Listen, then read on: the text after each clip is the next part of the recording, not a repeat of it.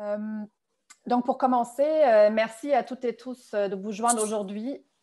Et ça, après la projection du film Ouvrir la voie via Vimeo d'hier soir et donc de cette matinée. Donc, la projection est ouverte pendant un laps de temps. Et surtout, je souhaite remercier notre invitée Amandine Gay, réalisatrice du film, et plus particulièrement aussi les étudiantes et étudiantes du cours Introduction aux théories de la communication médiatique de la faculté de communication, et aussi à celles et ceux du cours Arts et Société de la faculté des sciences humaines dans le cours de Magali Houd. J'entends comme un bruit vraiment étrange qui gratte en fait dans mes oreilles. Ce n'est pas moi-même. Donc, si quelqu'un n'a pas son micro sur muet, merci de le faire pendant un laps de temps. C'est pour l'enregistrement qui soit bien par la suite, vu qu'on va en garder une archive. Merci beaucoup. Je me présente, je suis Katharina Niemeyer, professeure à l'École des médias à la Faculté de communication de l'Université du Québec à Montréal. Et c'est donc au nom du CELAT et en tant que directrice du CELAT-UQAM que j'ai le plaisir d'introduire aujourd'hui la seconde rencontre de la série Les temps qui viennent. Le CELAT est le centre de recherche, pour celles et ceux qui ne savent pas, Culture, Art et Société, qui a été fondé en 1944. Il a changé de nom à plusieurs reprises et il est constitué en tant que centre depuis 1975. Et depuis 2000, il existe en tant que centre tri-universitaire et interdisciplinaire, intégrant les chercheurs de l'Université Laval, de l'Université du Québec à Montréal, de l'Université du Québec à Chicoutimi et d'autres universités. La série Les temps qui viennent, conférences et rencontres, fait partie de la programmation du CELAT qui se concentre actuellement sur les différentes facettes de la pluralisation dans nos sociétés. Dans ce cadre, le CELAT-UQAM a lancé très récemment la série Les temps qui viennent afin de proposer un regard et une compréhension critique et interdisciplinaire des phénomènes culturels, artistiques et sociaux dans une perspective historique avec un focus sur 3 thèmes prioritaires: les identités en marge, les luttes pour la reconnaissance et la participation citoyenne, les formes narratives, la production de récits et d'usages du passé et la pluralisation au cœur des pratiques muséales et des phénomènes de patrimonialisation.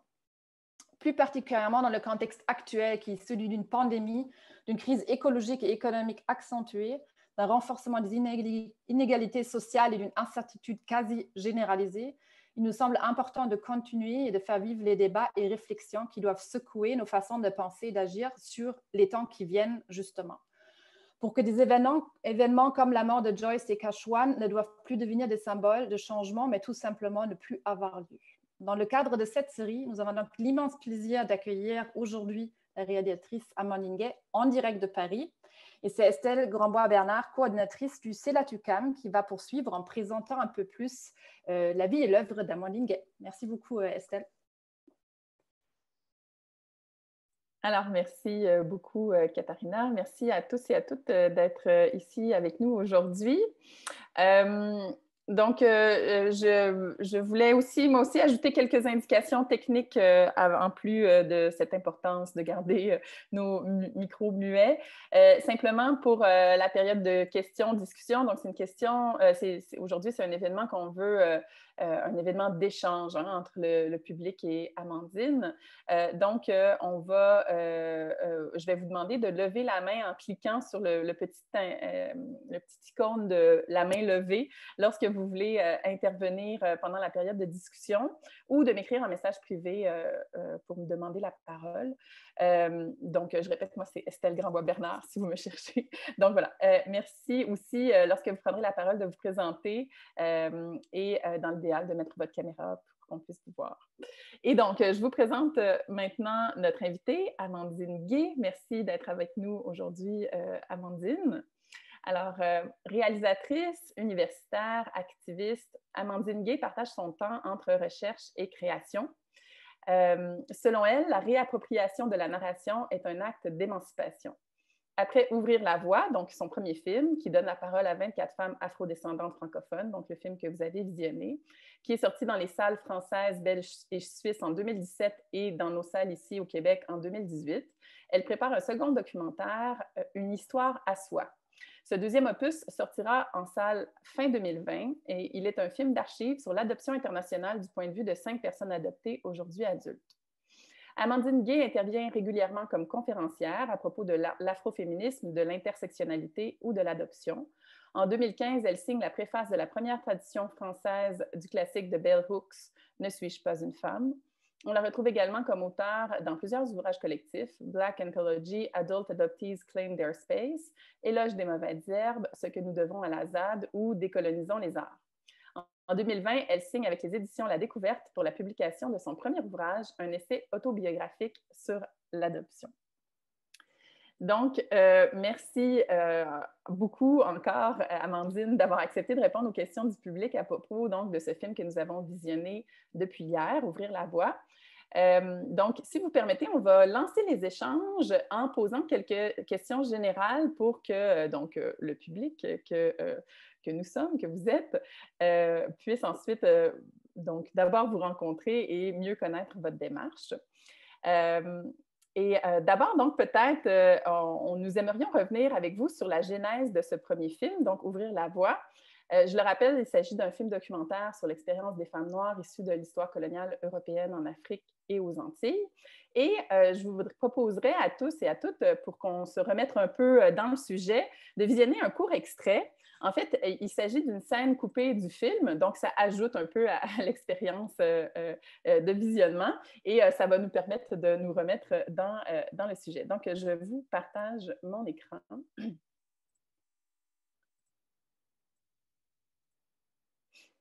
Pour cet extrait.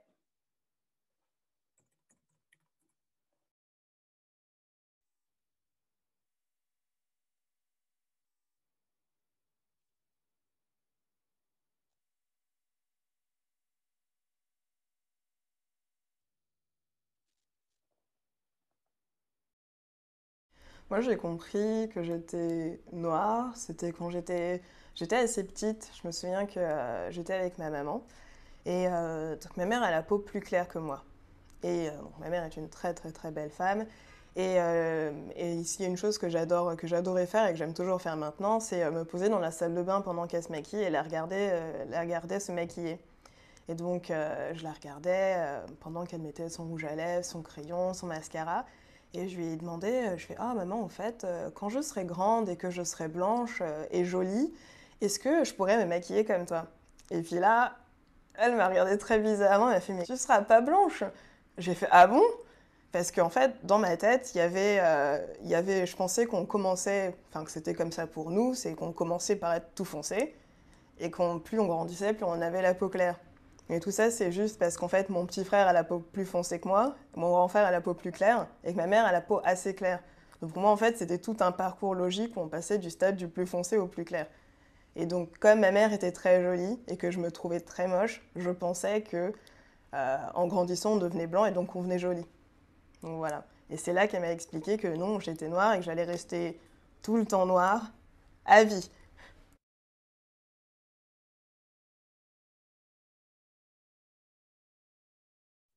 Alors, voilà pour cet extrait. Donc, on rencontre dans Ouvrir la voie 24 femmes qui partagent leurs expériences et leur parcours de vie, leurs expériences donc de la différence, des clichés, de la discrimination raciste et sexiste. Ah,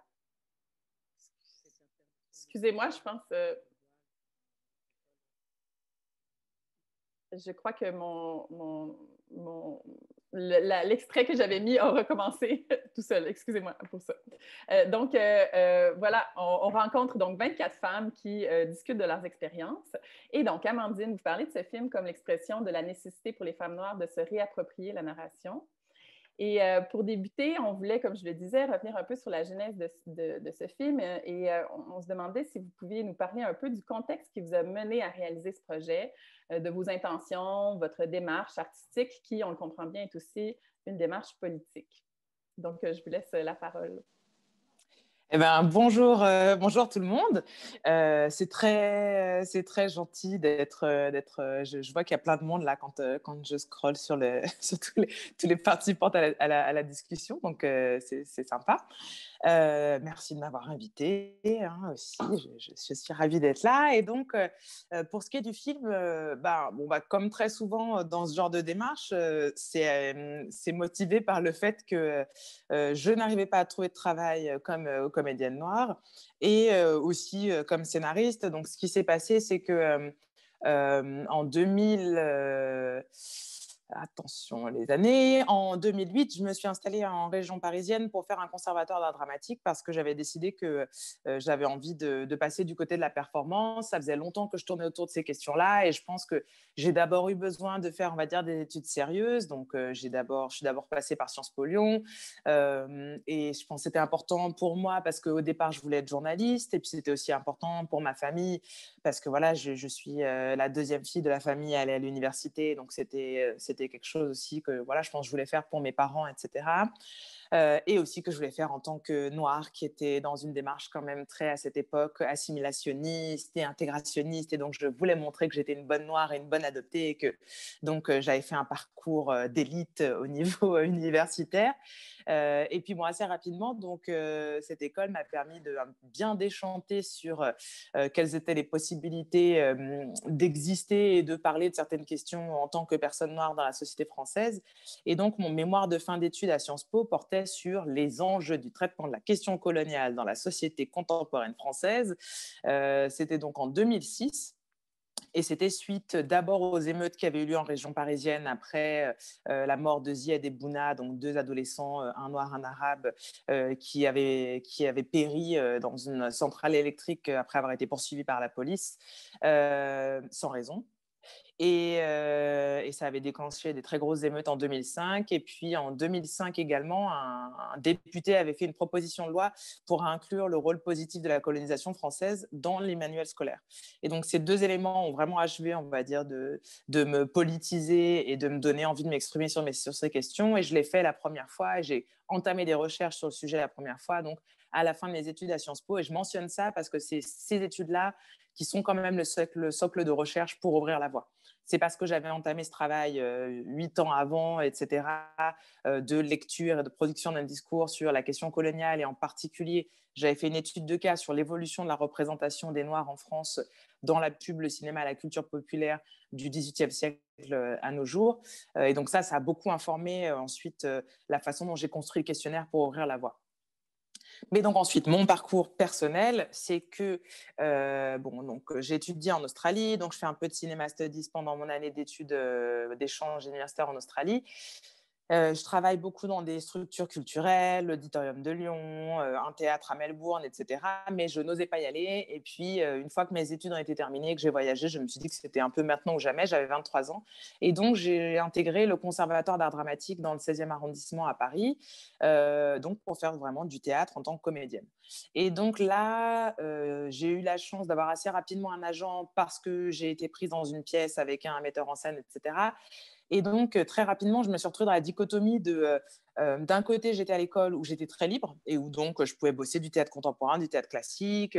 On faisait de l'escrime. Donc, par exemple, j'avais monté une scène, il y a une scène avec des voleurs dans Richard III de Shakespeare et du coup, on avait monté toute une séquence d'escrime autour de ça, etc. Donc, c'était vraiment une très grande liberté. Je m'amusais beaucoup, j'aimais beaucoup l'école. Et par contre, après, j'allais passer des castings. Et là, en casting, on me demandait de faire l'accent africain, de faire l'accent antillais. Et donc, au début, j'étais un peu surprise. Et puis après, je me suis dit, oui, effectivement, si on regarde les films français, bon, il n'y a pas beaucoup d'actrices noires et les rôles sont souvent très stéréotypés. Donc, ça, c'est intéressant aussi, la question de la dissonance cognitive. On peut grandir dans un pays où on ne se voit pas représenté, etc. Puis moi, je vais quand même au conservatoire faire du théâtre en sachant que finalement, il n'y a pas de place pour moi dans cette industrie. Mais bon, j'y suis allée quand même, je ne sais pas pourquoi. Et donc, du coup, mon parcours dans l'industrie du cinéma en particulier avance difficilement, mais dans le théâtre aussi. Je me rappelle d'auditions pour faire des parcours, on va dire, on peut faire donc les conservatoires d'arrondissement et ensuite il y a le conservatoire national supérieur d'art dramatique ou d'autres écoles qui seraient plus, on va dire, de niveau universitaire dramatique. Ici ou pas? Bonjour Kadiatou. Bonjour. Et donc, et donc,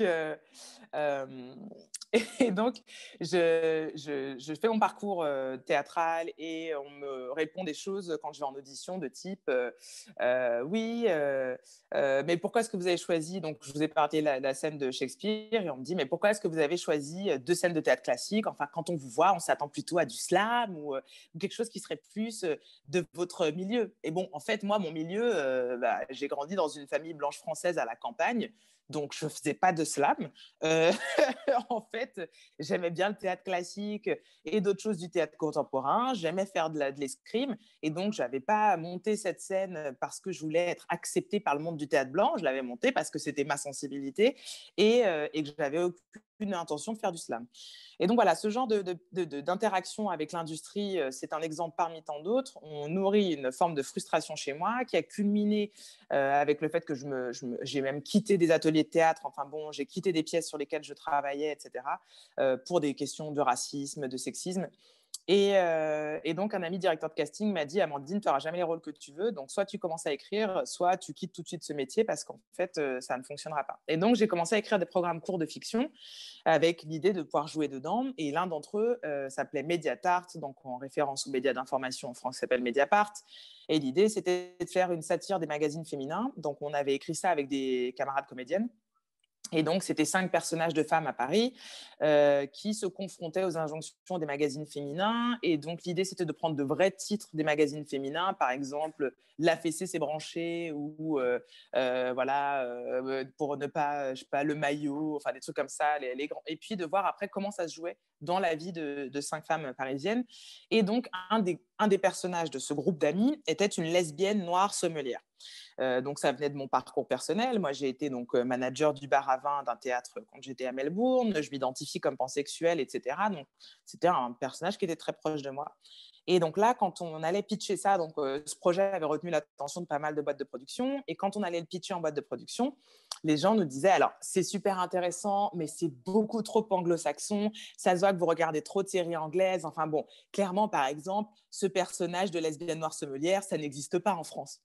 Et donc, moi, je me retrouvais dans des réunions de production avec des hommes blancs de plus de 50 ans, en règle générale, ou d'au moins 50 ans, qui étaient en train de m'expliquer sans sourciller que je n'existais pas, alors que, bon, j'avais écrit un personnage qui était une variation de moi, et que c'est pour ça qu'il allait falloir réécrire le personnage.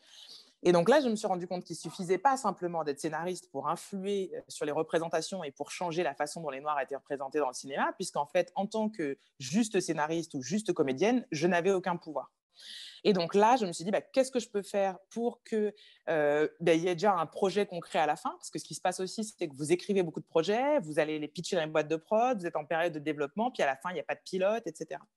Et donc, je me suis dit, ce que j'ai les moyens de faire avec mon argent, c'est un documentaire. Et puisqu'on me dit que les femmes noires que moi je connais n'existent pas, je vais faire un documentaire sur les femmes noires. Comme ça, au moins, la prochaine fois qu'on me dit non, mais ça, c'est pas possible, ça n'existe pas, je pourrais dire, écoutez, là, il y en a 24. Enfin, à l'époque, j'ambitionnais de recruter une dizaine de filles, j'avoue. Il y en a eu beaucoup plus que ce que je pensais. Mais en tout cas, je m'étais dit, la prochaine fois qu'on me dit non, ça n'existe pas, je pourrais dire, écoutez, voilà, là, il y a un film. Faites votre éducation, puis après, on pourra discuter, même si cet argument est de toute façon fallacieux, puisqu'il y a eu des présidents des États-Unis noirs dans les séries américaines bien longtemps avant l'élection d'Obama, et que si ça s'appelle de la fiction, c'est bien pour une raison, c'est que même si les lesbiennes noires sommelières n'existaient pas, rien ne nous interdit normalement de les représenter à l'écran, puisqu'elles pourraient par la suite exister. Voilà, mais donc, ce qui a motivé mon désir de commencer à travailler sur Ouvrir la Voie, c'était simplement le fait de me sentir complètement dépourvue d'agentivité, de pouvoir en tant que scénariste et ou comédienne, et de me dire j'aimerais qu'il reste quelque chose, d'autant que j'étais au début de procédure d'immigration vers le Québec. Alors, c'était il y a longtemps, c'était en 2014 que j'ai commencé à essayer de venir m'installer ici. Mais là-bas, chez vous en tout cas, mais je ne désespère pas d'y arriver un jour.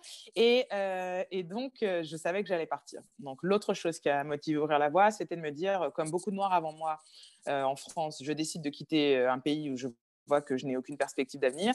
Mais ce que j'aimerais, c'est au moins laisser un document avant de partir sur quelle était la situation des femmes noires en 2014. Et ça, c'est quelque chose qui informe aussi beaucoup mon travail, c'est-à-dire la création qui est aussi une forme d'archive, en particulier sur le documentaire, quand c'est du documentaire. Génial. Merci beaucoup pour ce contexte et cette démarche qui a mené à la production d'Ouvrir la voie. Comment s'est organisée un peu la production du film, par exemple? Comment est-ce que vous avez pris contact avec les participantes? Est-ce qu'il y a eu, par exemple, dans la production, des moments clés ou dans les discussions aussi, des moments clés? Ou, je ne sais pas si vous pouvez nous parler un peu de ce moment-là. Alors, la prise de contact avec les participantes, elle est aussi, elle a commencé quand même pendant la création du questionnaire. C'est-à-dire que le film est construit autour du questionnaire, donc le questionnaire est construit autour de mon expérience personnelle. Donc, le film commence au jour où on découvre qu'on est noir en France ou en Belgique. Mais ça, c'est pareil, l'arrivée des Belges dans le casting a été aussi un accident au sens de choses imprévues. Là, c'est un accident positif. Donc, ça commence du jour où on découvre qu'on est noir et ça se termine au jour où on décide ou non de quitter la France, puisque c'était là que j'en étais à ce moment de ma vie. Et on passe dans plein d'éléments, et sachant que le mouvement général du film étant d'aller du personnel, en tout cas des questions les plus privées, vers des questions les plus politiques. Et donc, du coup, je savais qu'une des parties de mon expérience qui fait que le questionnaire allait être peut-être biaisé ou allait manquer de certains éléments, c'est que j'ai grandi dans une famille blanche, donc, puisque je suis adoptée. Et donc, je me disais, il va falloir que j'ai des retours de personnes noires qui ont grandi dans les communautés noires. Et puis, je voulais aussi avoir des perspectives, on va dire, transgénérationnelles, etc. Ça m'intéressait, donc je suis arrivée à une première mouture de mon questionnaire. Et quand j'ai été contente de cette première mouture, j'ai été voir des universitaires, des activistes, des personnes plus âgées aussi, et puis des amis noirs juste pour avoir leur avis, etc. Et donc là, ça m'a permis de rajouter quelques questions. Par exemple, dans le film, il y a toute cette thématique sur quand on est noir, on doit en faire 2 fois plus, etc. Moi, ça, c'est quelque chose que j'ai découvert, on va dire, plus tard dans la vie. Je n'ai pas du tout été élevée là-dedans. Enfin, mes parents, ce n'était pas leur expérience. Donc, ce n'est pas une chose qu'ils m'ont transmis, par exemple. Je m'en suis rendu compte par la suite quand je voulais faire des trucs et qu'effectivement, j'avais intérêt à être 4 fois plus préparée que tout le monde. Mais ce n'est pas une chose qui m'a été dite par mes parents. Donc, voilà, ça, c'est venu de mes entretiens avec mes amis. Et donc, par exemple, dans le film, il y a 2 personnes qui sont 2 de mes amies très proches, dont une qui est vraiment comme ma petite sœur, quoi. Ensuite, il y a une partie des personnes qui sont dans le film qui sont des artistes et qui sont donc des femmes noires que j'ai croisées quand moi j'étais comédienne. J'ai aussi été performeuse burlesque. Donc, par exemple, Loulou qui est dans le film, je la connais parce qu'en fait, on était les 2 seules filles noires qui faisaient du burlesque à Paris. Donc, bon, du coup, on se connaissait, quoi. Et donc, du coup, les artistes, 2 de mes copines, quelques universitaires. Donc, par exemple, Maboula Soumaoro, qui est dans le film aussi, je l'avais rencontrée dans cette phase où j'allais interroger des personnes, mes aînés et ou des universitaires. Et puis, la grande majorité des femmes qui sont dans le film, donc je dirais les 2 tiers, je les ai recrutées sur les réseaux sociaux. Donc, ce qu'il faut savoir, c'est qu'à partir de 2013-2014, il y a eu commencé à avoir une assez grosse effervescence en termes de blog, en termes d'activités sur les comptes Twitter, etc., de femmes noires. Et donc, quand j'ai été contente de mon questionnaire, je me suis dit que le meilleur moyen d'avoir des participantes, c'était de lancer un appel sur les réseaux sociaux. Et puis, comme j'essayais d'avoir quand même justement de pouvoir représenter la diversité qu'il y avait dans les communautés noires, je me suis dit aussi qu'il allait falloir que je poste dans plein d'endroits.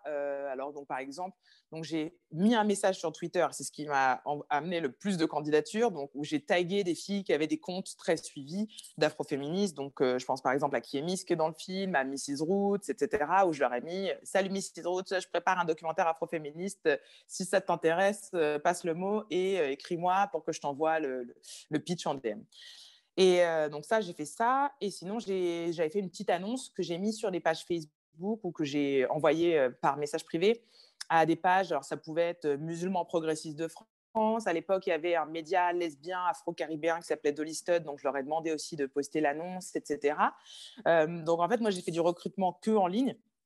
Je m'étais dit que si vraiment je ne trouvais pas, j'irais mettre des annonces dans les bars et tout, machin, mais je n'ai pas eu besoin, puisqu'en fait, à partir du moment où j'ai mis les messages Twitter, je dirais qu'en une semaine, j'avais reçu une 60aine de candidatures. Et donc là, j'ai dû dire aux gens d'arrêter de m'écrire, que je n'étais pas du tout en mesure de traiter tout ça. Et aussi parce que du coup, c'était un film autoproduit. Donc moi, je pouvais… Et à cette époque, j'étais donc en mode de complète comédienne qui ne travaille pas, donc j'étais serveuse à temps plein. Donc, du coup, je rencontrais les participantes potentielles les soirs et les week-ends. En tout cas, les soirs et quand je ne travaillais pas, quoi. Mes week-ends n'étant pas forcément à cette époque-là les samedis, dimanches. Et donc, du coup, on m'écrivait de Guadeloupe, de la Réunion, de Guyane, etc. Et là, je leur disais, bah non, mais moi, je ne peux pas me déplacer. Et je ne voulais pas que les personnes soient intervenantes par Skype, par exemple. Je voulais pouvoir filmer les gens. Et donc, c'est là qu'est arrivé l'accident des Belges. C'est-à-dire que comme j'ai posté sur Twitter francophone, dans les filles qui m'ont répondu, il y en a plusieurs qui étaient en Belgique. Et donc, à partir du moment où les personnes pouvaient se déplacer en région parisienne pour faire des entretiens, je les rencontrais pour voir le film, enfin pour leur proposer le film. Et donc, du coup, c'est pour ça qu'à la fin, il y a 2 Belges dans le film, alors qu'effectivement, moi, je n'avais pas prévu ça, quoi. Donc, j'ai fait 45 pré-entretiens. Les pré-entretiens avaient pour vocation de m'assurer que toutes les participantes potentielles étaient à l'aise avec toutes les thématiques qui seraient abordées dans le film. Donc, comme j'avais fait ce questionnaire et que justement, par exemple, la partie de la religion s'enchaîne avec la partie de l'orientation sexuelle. Donc, je savais pertinemment qu'il y avait avoir des personnes qui n'allaient pas être tout à fait d'accord, enfin, en tout cas, à l'aise avec ces enchaînements-là. Ou que, par exemple, quelqu'un allait venir parce qu'elle allait avoir vraiment envie de parler des intersections racisme et sexisme, mais que, par contre, elle n'allait pas du tout envie d'être dans un film où on parle de dépression. Donc, l'idée, c'était que je présentais la thématique, le film thématique par thématique. J'ai expliqué aux participants d'où ça venait dans mon parcours personnel. Donc, par exemple, le début du film, c'est le jour où je suis devenue noire. Donc, je leur disais, bon, bah, voilà, moi, par exemple, j'ai changé d'école quand j'avais 5 ans et à mon premier jour d'école, on m'a dit, je te donne pas la main, t'es noire.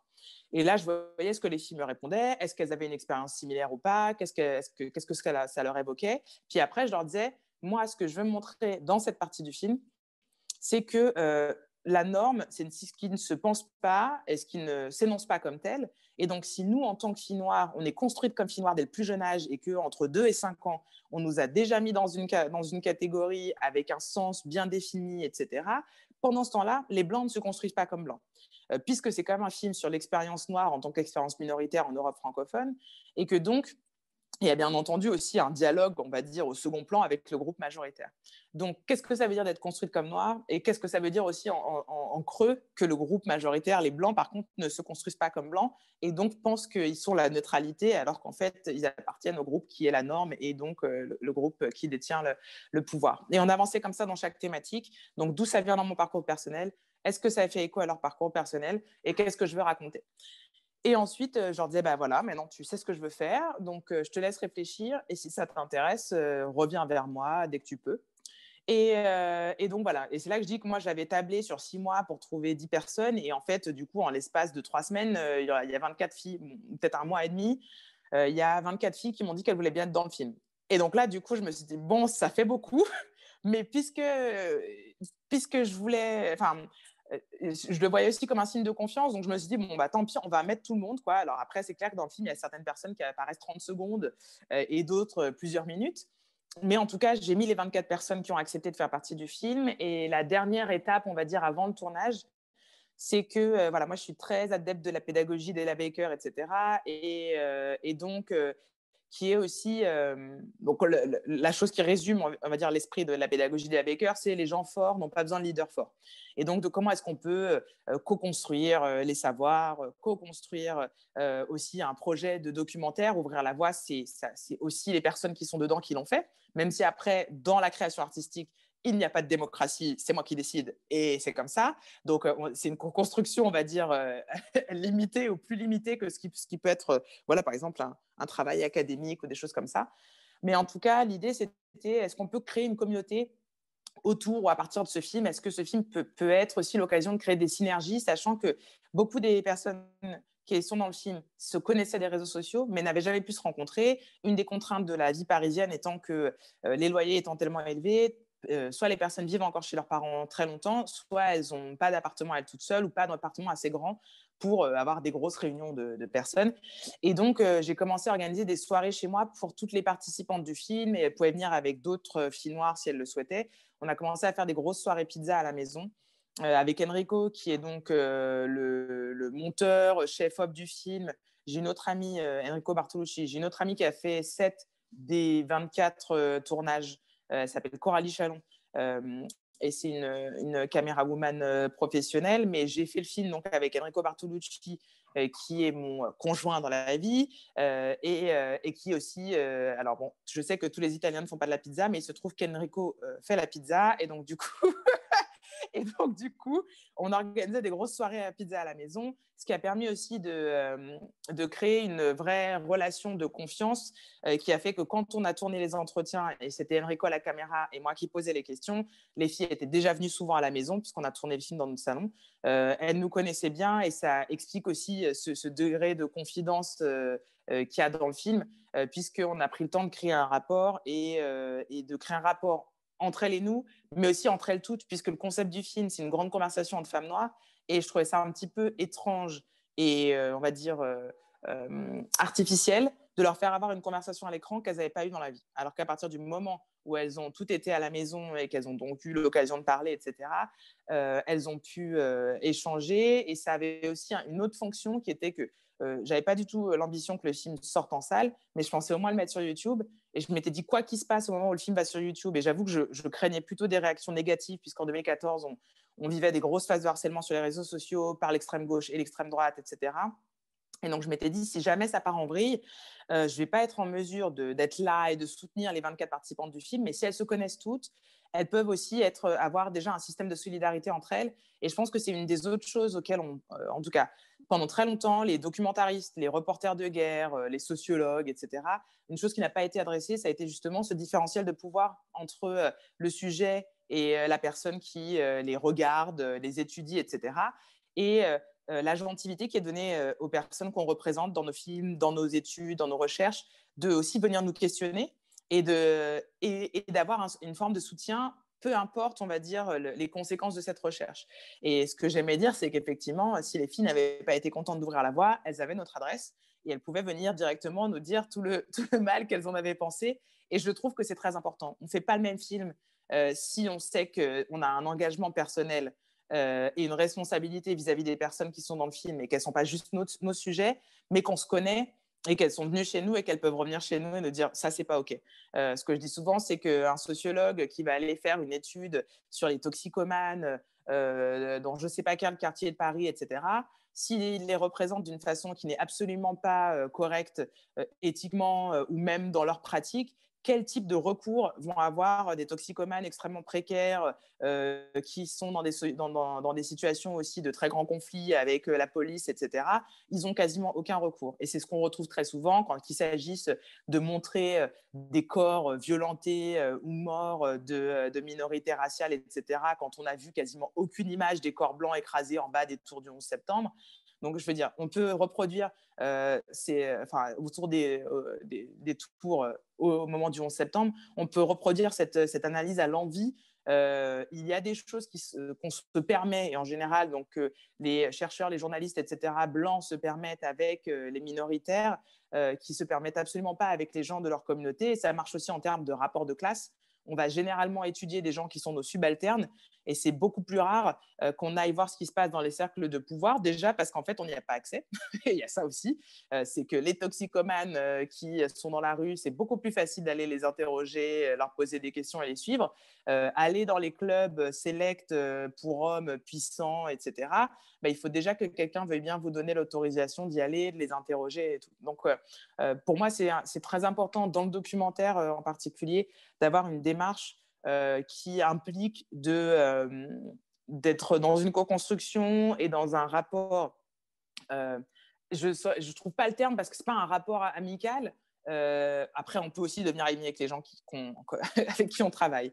Mais je veux dire un rapport qui soit éthiquement sain et un rapport où on essaye un minimum mettre les questions de pouvoir, déjà qu'elles soient visibles, et de rééquilibrer autant que faire se peut le rapport qu'on a avec les sujets de notre travail. Voilà, ça se sent bien, en fait, ça se sent beaucoup dans votre film. Merci de tout ce récit parce que je trouve que ça, justement, cette confiance puis l'aspect relationnel, en fait, est bien transmis par le film, malgré le fait qu'on voit une seule personne à la fois ou puis que finalement, c'est tout le film qui forme l'ensemble. Reste qu'on sent comme ces relations ou ces interconnexions-là et cette espèce de d'essai, ou en tout cas d'essai de porter nos responsabilités les unes face aux autres.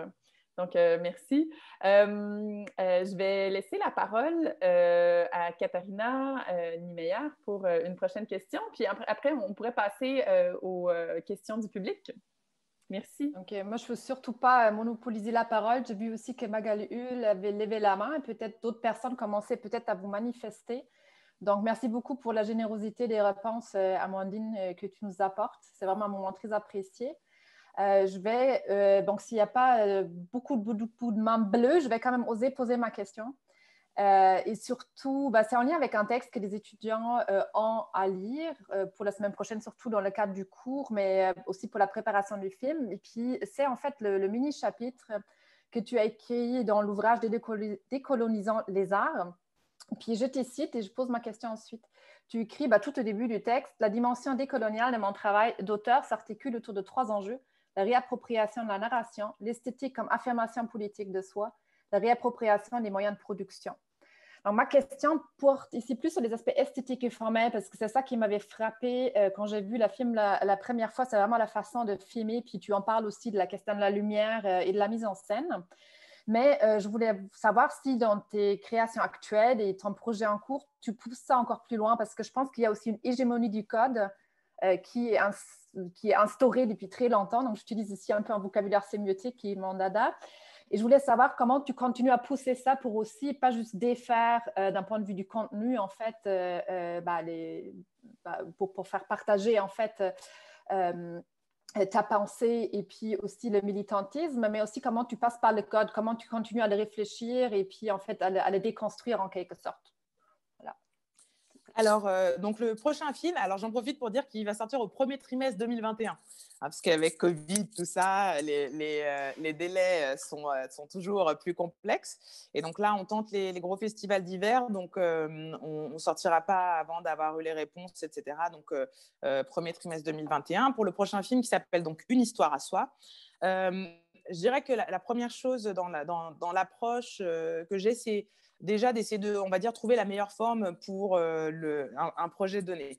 Donc, ouvrir la voie, par exemple, qu'il s'agisse du titre du film ou de la forme choisie, puisqu'il s'agit de donner la parole aux femmes noires, mettre au centre la parole des femmes noires sans qu'elles soient interrompues par des experts, sans qu'elles soient contredites, etc., par qui que ce soit, non seulement le titre reflète ça, donc oui, il y a le jeu de mots sur le fait tracer un chemin et puis prendre la parole, mais il y a aussi le fait qu'on choisit le genre du film de tête parlante, donc du film d'entretien, qui en plus est un genre considéré mineur, puisque c'est un genre beaucoup utilisé à la télé, dans les reportages, etc.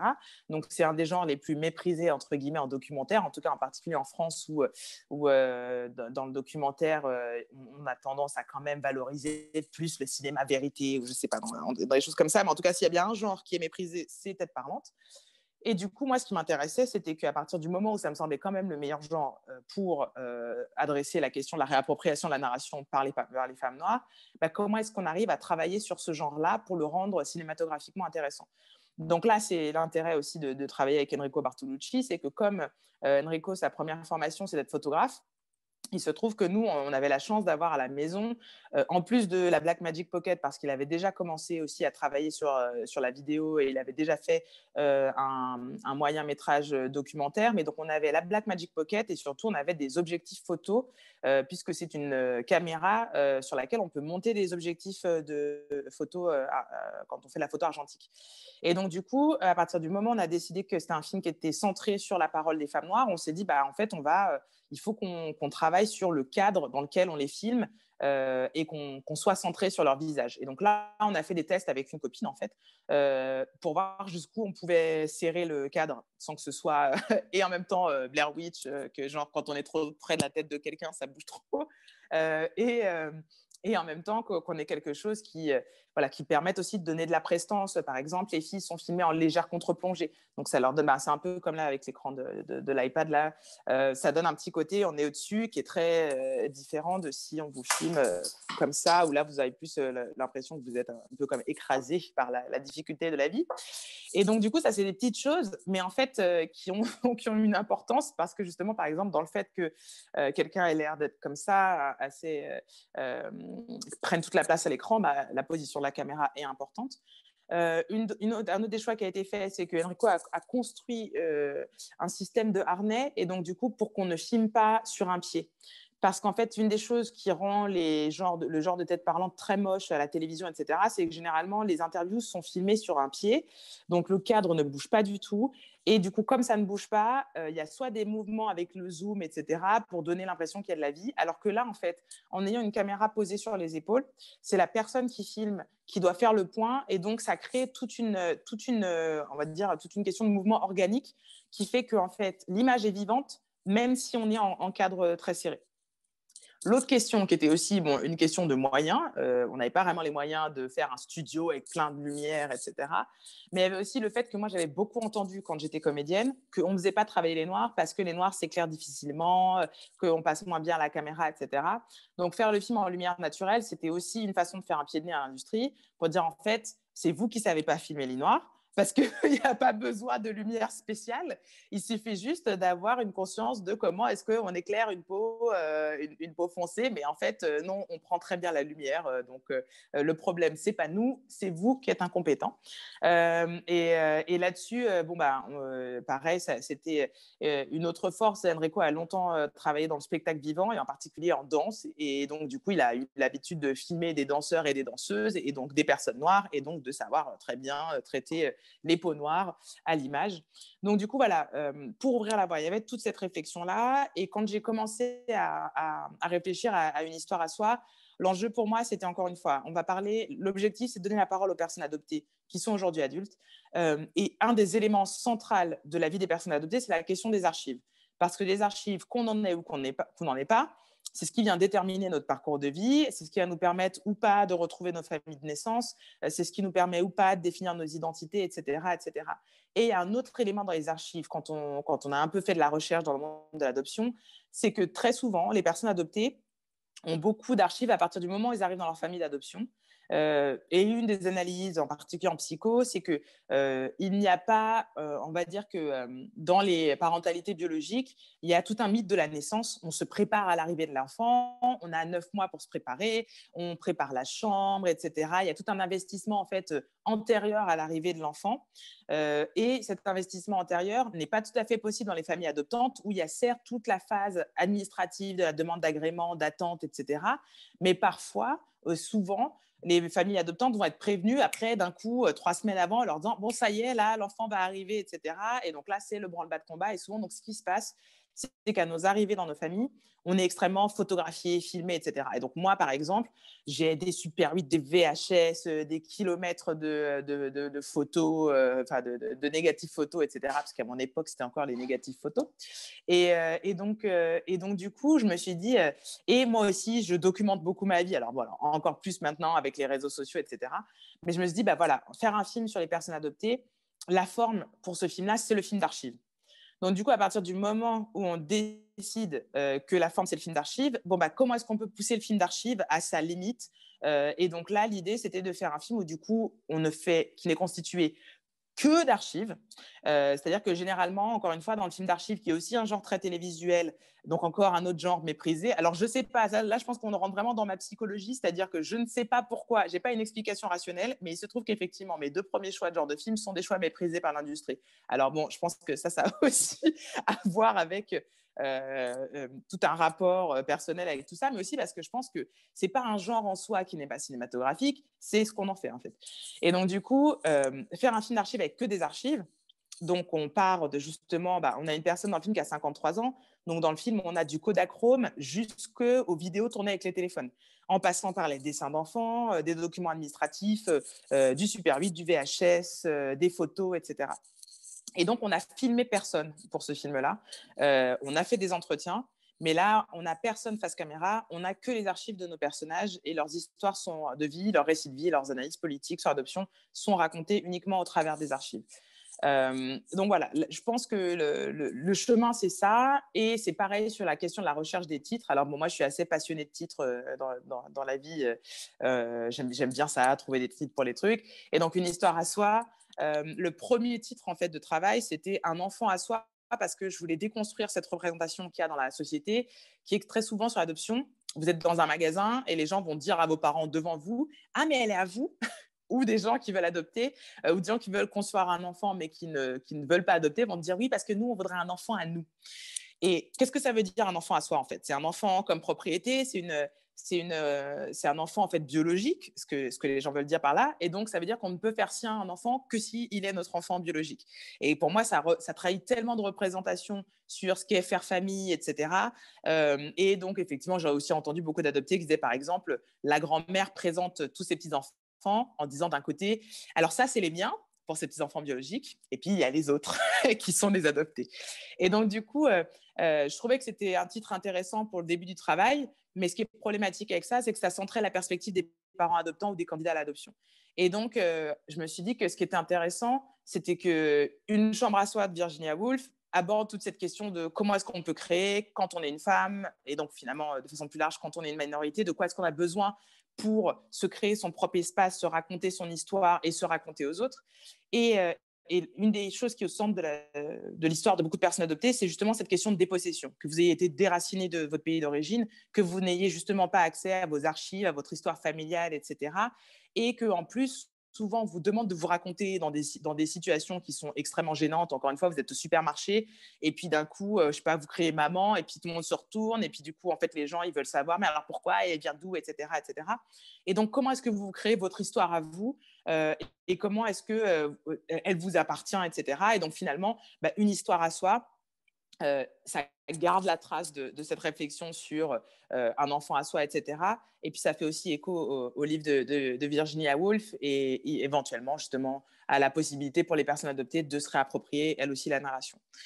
Donc, voilà pour le travail un peu conjoint sur la réflexion sur la forme que prend le travail et le titre qui va permettre de vraiment comme synthétiser tout ce qui se passe dans le film. Ouais, c'est super instructif. Merci beaucoup, Amandine. Je pense qu'on va pouvoir en discuter aussi avec les étudiants par la suite dans le cours parce que la question de la forme est vraiment importante. Il y avait d'abord Magali qui avait une question, puis après, j'avais mis dans le chat en bas, là, dans l'ordre des petites mains bleues qui se levaient. Donc, Magali, tu es là? Oui, je suis là. Bonjour. Merci beaucoup, Amandine. J'ai eu donc l'occasion de voir le film hier soir. J'ai beaucoup apprécié. Je ne l'avais pas vu. Je voulais le voir avant de sa sortie. Puis, je n'avais pas eu la chance de le faire. Donc, j'étais vraiment très contente. Là, en fait, j'ai posé ma question dans le cadre aussi de mes intérêts et à la fois aussi du cours que je fais. Actuellement, donc là, il y a 8 de mes étudiants donc, d'un petit séminaire de maîtrise doctorat que je fais sur art et société. Donc, on a eu l'occasion de travailler sur l'appropriation culturelle par rapport à l'appropriationnisme en art. On a commencé un petit peu à parler de l'art décolonial. Puis, donc, j'aimerais continuer dans cette direction-là. La question que je pose, elle est aussi en lien avec la question qu'a posée Katharina tout à l'heure aussi, sur la question donc, des choix qui ont été faits, des choix esthétiques, en fait. Donc, c'est un petit peu un volet de ma question. C'est très bien répondu dans ce livre que j'ai déjà montré à mes étudiants et que je remonte, que je trouve excellent, donc, qui s'appelle « Décolonisons les arts », dans lequel vous avez fait un texte, justement, qu'on a lu. Et donc, vous parlez des choix de la lumière, du son, etc. Vous en avez parlé tout à l'heure.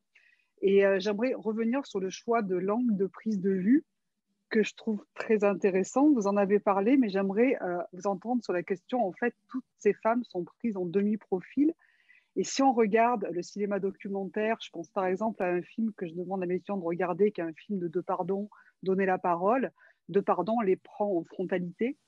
Donc c'est la même perspective, mais ce n'est pas exactement la même perspective.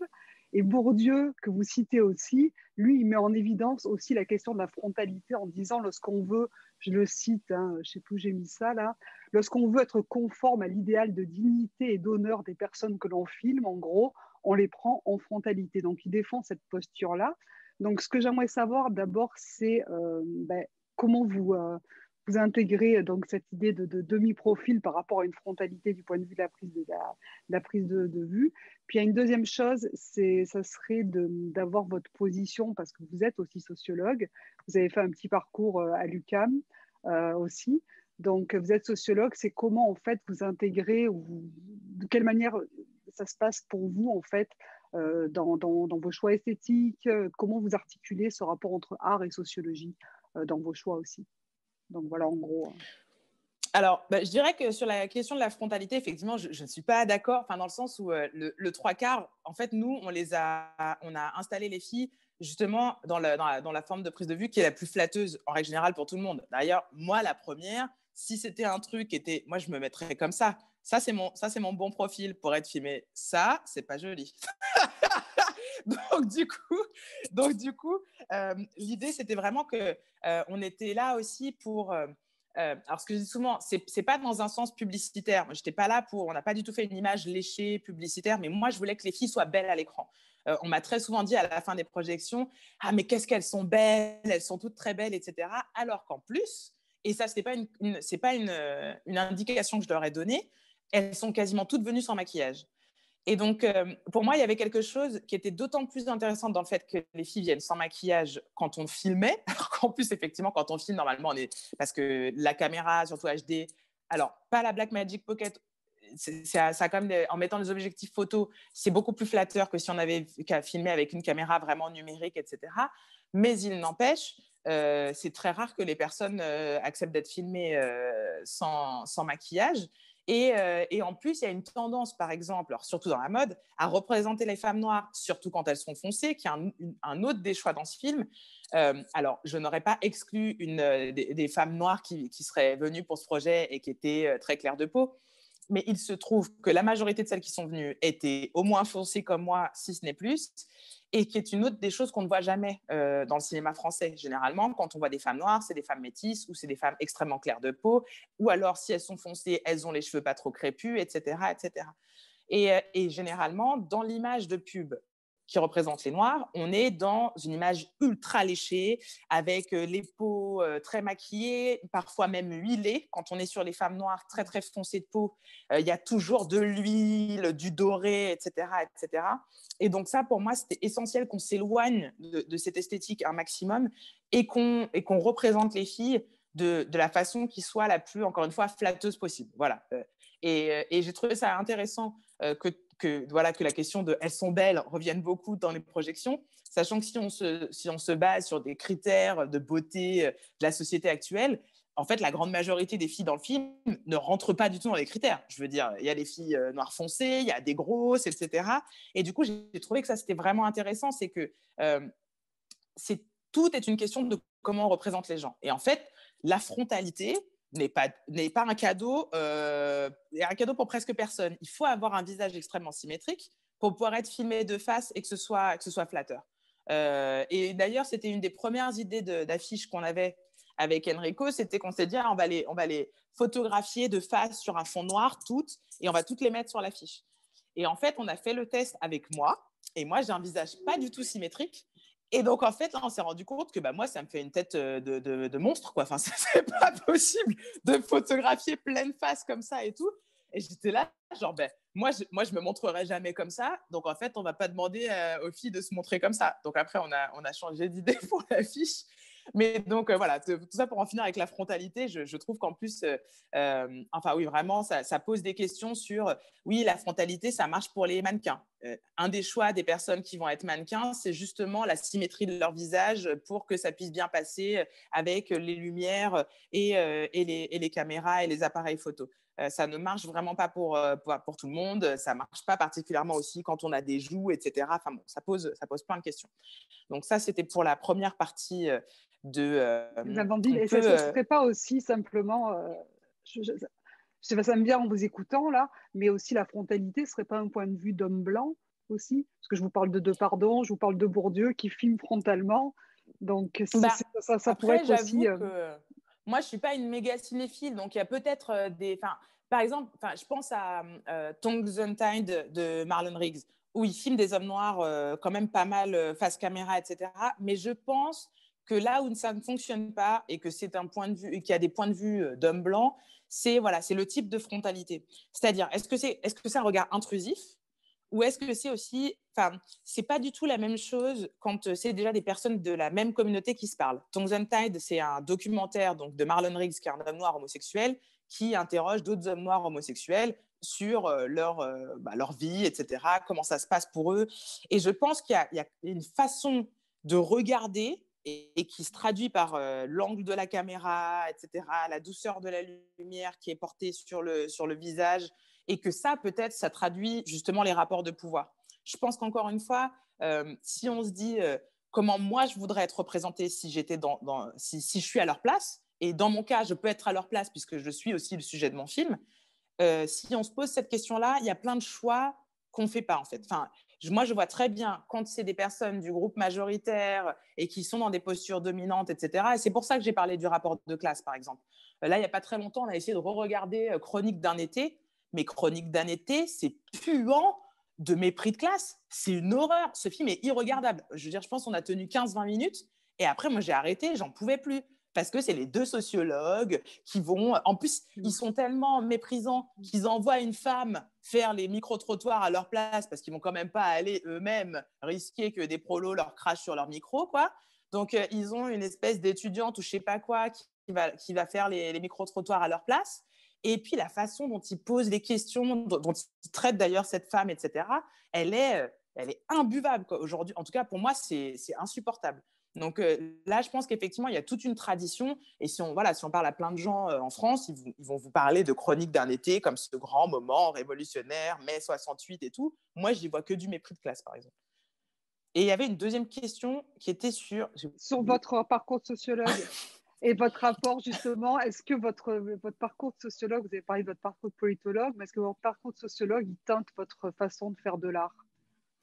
Alors, ce que j'ai dit sur la question éthique, ça, c'est sûr que ça vient des réflexions en sociologie, etc.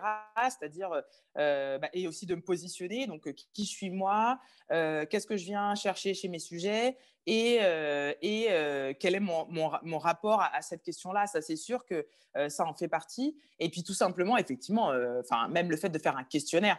Je veux dire, il y aura toujours un moment de questionnaire quand on fait un documentaire.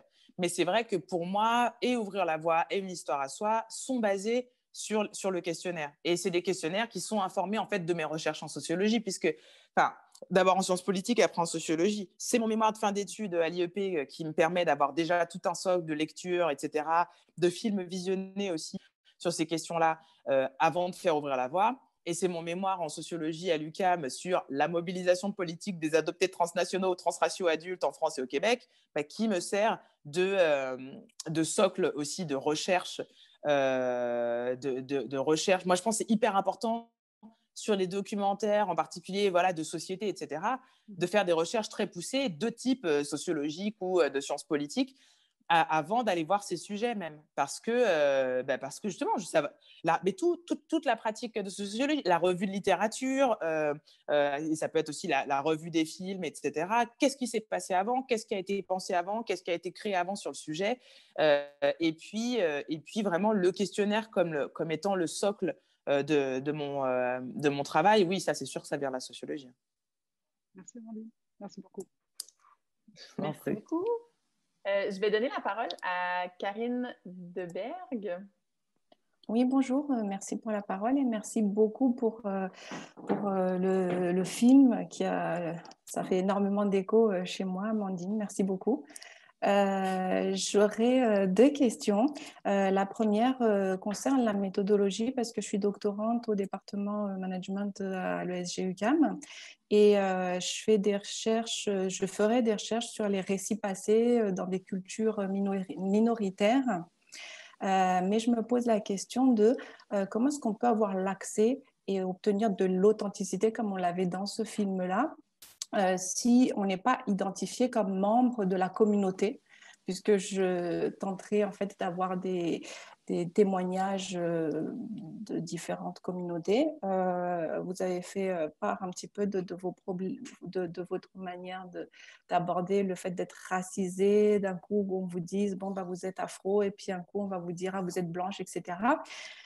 Donc ça, c'était la première question. Comment est-ce que vous l'auriez abordé si vous deviez faire le même exercice, mais sur des communautés différentes où vous ne vous reconnaissez pas, où vous n'êtes pas reconnu initialement?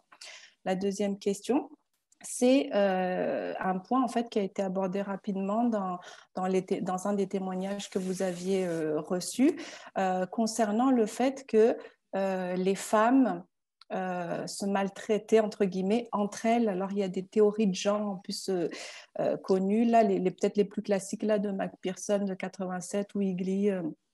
Je pense que vous connaissez, donc qui parle un petit peu des problèmes de racisme, de minorité de manière générale, qui sont un petit peu entretenus en fait par les populations minoritaires en elles-mêmes et qui traduit comme une sorte de pessimisme. Est-ce qu'il y a une issue finalement si on entretient nous-mêmes en tant que femmes racisées, par exemple, les stéréotypes qui sont faits sur nous-mêmes. Donc voilà, c'est comme une question un peu ouverte là sur la problématique générale. Alors, juste pour être sûr sur la première, je vais juste essayer de résumer les questions pour être sûr que j'ai bien compris. Donc, la dernière question, c'est est-ce qu'il y a un espoir alors que les personnes qui subissent des discriminations peuvent elles-mêmes être porteuses de préjugés et faire subir des discriminations à d'autres personnes? Ça, c'était le deuxième volet de votre question. Et le premier volet de la question, c'était comment est-ce qu'on va travailler dans des communautés qui ne sont pas les nôtres? Comme une résume, ethnographie, voilà, c'est ça. Si on faisait une ethnographie au sein de communautés à laquelle on n'appartient pas, oui. Alors, moi, à titre personnel, je suis plutôt opposée aux ethnographies dans les communautés auxquelles on n'appartient pas, justement parce qu'il y a une tradition, justement, une forme, on va dire, d'histoire de la violence épistémologique, etc., qui vient justement de groupes qui sont généralement des groupes qui ont plus de pouvoir que ceux ou celles qui vont étudier. Et donc, pour moi, l'enjeu, c'est que quand on se retrouve dans une perspective où on va étudier un groupe qui n'a pas forcément le même capital culturel, le même capital social, économique, etc., on doit vraiment se poser la question de avec quel bagage on arrive, avec quels préjugés on arrive, avec quel risque on risque de faire encourir à cette communauté avec notre production, etc. Alors, j'espère qu'il n'y a pas de clause de concurrence entre universités, mais moi, je suis membre du Centre d'histoire orale et de récit numérique de l'Université Concordia. Et une des choses qu'a mis en place le centre, qui fait donc énormément de collecte de récits, et par exemple, de collecte de récits de rescapés, de génocide, etc. Donc, il y avait eu toute une phase de collecte de récits de rescapés du génocide des Tutsis au Rwanda. Et ensuite, une phase après la collecte, après plusieurs phases de travail, il y a eu la création d'une exposition, etc., etc. Mais tout au long de la collecte des récits, tout au long du travail qui a été mené, la demande de consentement des participants et des participantes a été réaffirmée et il était possible aux personnes qui ont participé aux recherches de retirer leur témoignage à n'importe quel moment sans aucune justification. Il était aussi possible de mettre certaines parties du témoignage de façon, on va dire, anonyme ou en disant, par exemple, je veux que ça reste privé jusqu'à tant que ma mère sera vivante, par exemple. Et puis ensuite, ça peut passer dans les archives de l'université en public quand ma mère sera décédée, etc., etc.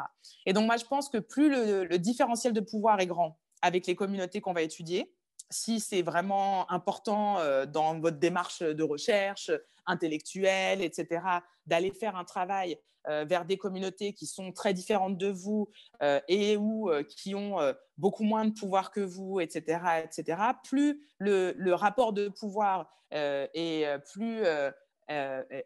inégal et plus vous devez mettre en place des garde-fous pour ne pas venir heurter ces communautés-là, parce qu'il va forcément y avoir des choses auxquelles vous n'avez pas pensé. Et donc, dans le moment où vous rendez votre recherche publique, dans le moment où même vous allez interagir avec ces personnes-là, etc., vous risquez d'être productrice de violence. Donc, moi aussi, je dirais que c'est presque une solution de facilité. Je préfère toujours aller voir mes égales ou des gens qui ont des parcours similaires aux miens, parce que je sais qu'il y a peu de probabilités que je les heurte. Voilà.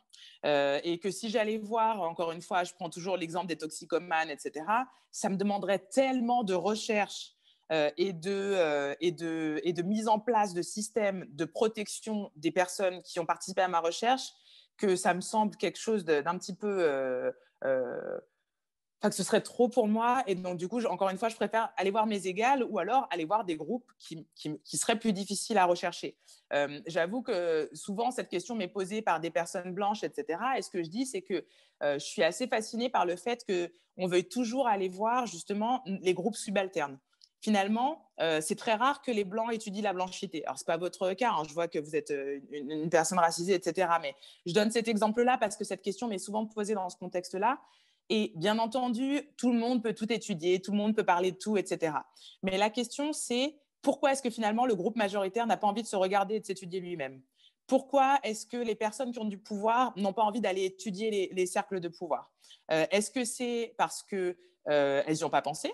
Est-ce que c'est parce qu'elles savent pertinemment que ce sera plus difficile de rentrer dans les cercles de pouvoir? Donc, je ne connais pas au Québec, mais en France, on a le Siècle, l'Automobile Club de France, etc., qui sont les cercles non mixtes d'hommes bourgeois, etc., grands patrons d'entreprise. Moi, je serais fascinée de lire des études sociologiques sur les cercles non mixtes du pouvoir patriarcal français.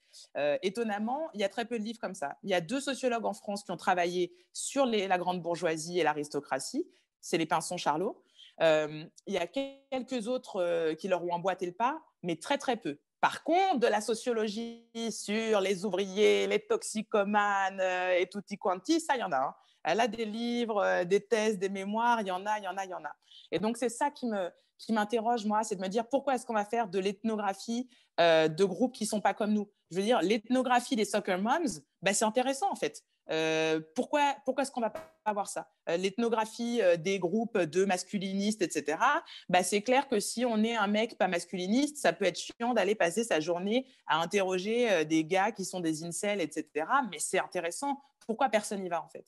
Donc voilà, ça c'est mon argument personnel, ce serait que ce serait agréable aussi que quand on appartient à des communautés plus privilégiées ou au groupe majoritaire, etc., qu'on aille voir les groupes dont on est issu, en fait. Mais après, ce n'est pas une prescription et vous faites ce que vous voulez, mais je pense qu'avoir une conscience de l'inégalité de rapport avec les groupes qu'on étudie, c'est hyper important si c'est le cas, quoi. Donc ça, c'était pour la première question. Et pour la seconde, je dirais que ce n'est pas que mon approche est dénuée d'intérêt pour l'espoir. Je pense que c'est bien... en plus, je suis plutôt quelqu'un d'optimiste. Je veux dire, on n'est pas dans la création, on n'est pas dans l'activisme ou la recherche si on ne pense pas que le changement social est une possibilité. Donc ça, je dirais que pour moi, l'optimisme, il se loge là. Il se loge dans le fait que j'essaye de participer au changement social que je voudrais voir advenir. Par contre, dans ma pratique, même si par exemple le titre de la dernière partie d'Ouvrir la voie a changé, je l'avais intitulé « La France, on l'aime et on la quitte », puisqu'il y a un slogan raciste qui vient des États-Unis d'ailleurs, hein, qui a été mis en place à l'époque de Reagan, qui était « America, love it or leave it ». Et ensuite, Nicolas Sarkozy l'a repris en France en disant « La France, on l'aime ou on la quitte ». Et donc, du coup, pour me moquer de ce slogan, j'avais mis « La France, on l'aime et on la quitte », puisque moi, j'avais l'intention de partir. Et que la dernière question que je posais aux participantes, c'était de savoir si elles comptaient partir ou pas.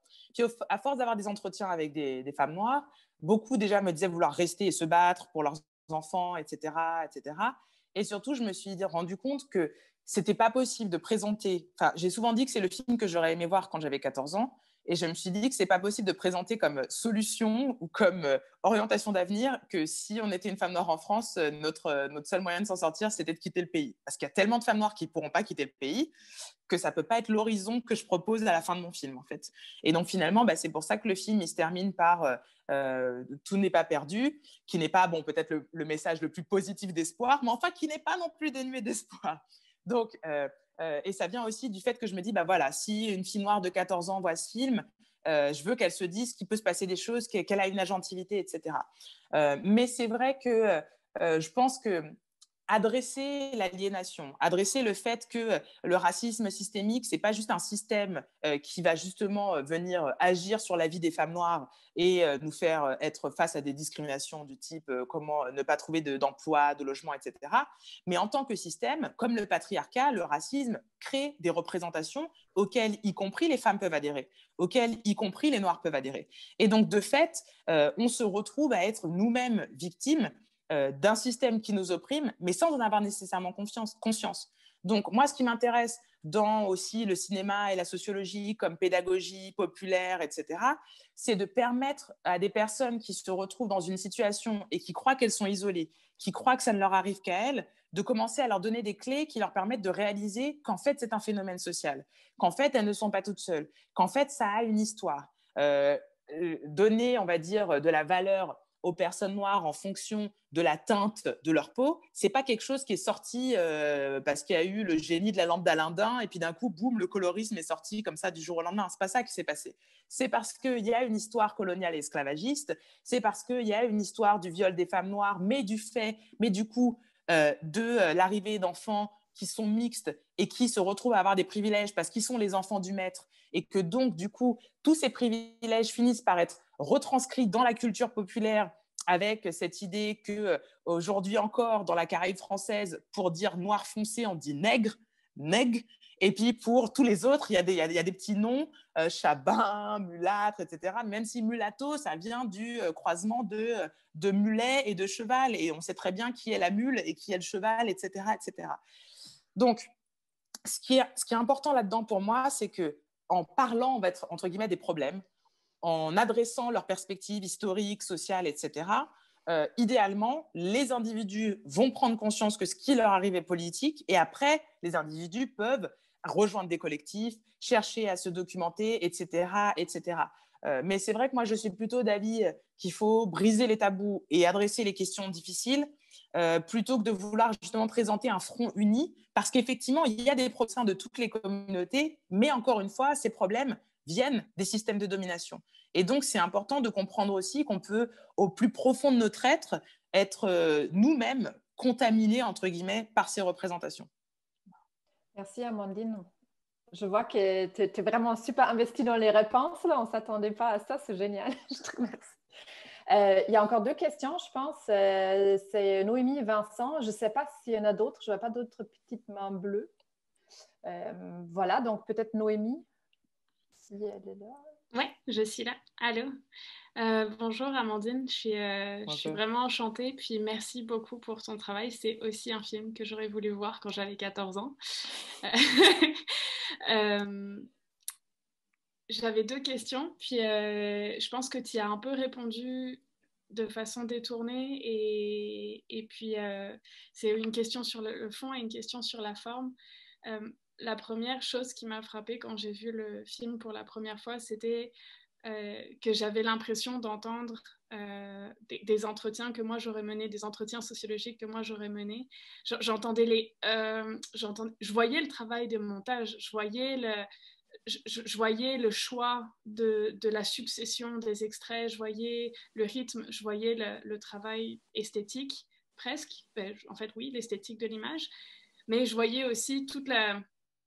Je ne saurais pas comment le dire, mais je voyais vraiment l'œil du sociologue là, avec toutes les imperfections du langage que souvent dans les documentaires, avec des entretiens, ça va être tellement léché et on ne va pas avoir la réponse du cœur, quoi. Et donc j'avais l'impression que l'authenticité, elle était aussi dans les dans les je sais pas, dans les merdes, dans les éclats de rire, tu vois. Dans le fait que la caméra, elle bouge justement, et du coup, le focus, il se refait pendant un quart de seconde, et du coup, ça rend le film vivant. Puis là, je me suis demandé, mais attends, mais est-ce que c'est une esthétique que tu as travaillée? Est-ce que tu l'as souhaité comme ça? Et puis la question sur le fond, c'est plus la question intergénérationnelle au sein en fait, dans la bouche de tes interviewés. Il y a souvent la question du rapport aux parents, du rapport à la communauté, du rapport aux aînés. Et je me demandais, qu'est-ce qu'il a fait ce film dans leur vie, dans leur famille, dans leur communauté? Il y a des témoignages qui sont assez bouleversants de personnes qui ont rompu des liens pour se protéger parce qu'elles n'arrivaient pas à créer des ponts. Est-ce que le film a créé des ponts? Merci. Je t'en prie. Alors, pour la question de l'esthétique, oui, bon, il y a rien qui se passe à l'écran du film qui soit un accident. on a beaucoup réfléchi avec Enrico justement à voilà, tout ce qu'on pouvait faire pour mettre les filles en valeur, que ça renforce le propos du film, etc., etc. Donc, ce que je dirais oui, l'arrivée de la vie dans les entretiens, etc., c'est que c'était un peu compliqué de représenter des femmes noires et d'essayer d'être au plus près de ce que sont nos parcours et nos attitudes dans les extras coupés du film. Par exemple, il y a une séquence, il y en a une qui s'appelle « Tu seras ébloui par ma joie » et qui est une chose que nous avait dit Fanny. On n'a pas pu le mettre dans le film, mais c'est un des extras. Et dedans, elle dit que voilà, il y a aussi cette chose et avec laquelle je suis assez d'accord. Je pense qu'il y a une méconception vis-à-vis de la joie de vivre des Noirs, etc., qui est qu'on serait là puis on serait content tout le temps. Pour moi, c'est pas du tout ça. C'est qu'il s'agit plutôt de rire, de défense et de protection.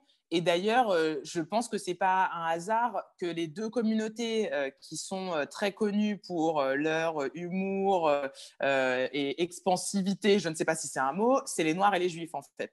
Je pense que quand on vient d'histoires de trauma, de violence, etc., on a besoin de trouver des espaces d'expression de la beauté et de la douceur et de la joie. Et donc, c'est sûr qu'il y a ça dans le film parce que c'est très important. Ça fait partie de la vie des communautés noires et ça fait partie de la façon dont je pense que quand ça vient de nous aussi, c'est pas la même chose de représenter les Noirs en train de rigoler, être heureux, enfin, d'avoir des interjections et d'être dans quelque chose d'expansif par moment, parce qu'il ne s'agit pas là de caricaturer encore une fois le côté happy-go-lucky qu'on peut voir dans des films et dans d'autres représentations un peu presque clownesques des personnes noires. Mais là, il s'agit plutôt de montrer que justement, dans ces rires aussi qu'il peut y avoir par moment, etc., on voit toute la violence qu'il y a eu avant et que finalement, la seule chose qu'on peut faire, voilà, c'est d'en rire, c'est de passer à autre chose, etc. Donc, que ça transparaisse dans le film, c'est sûr que c'était important aussi.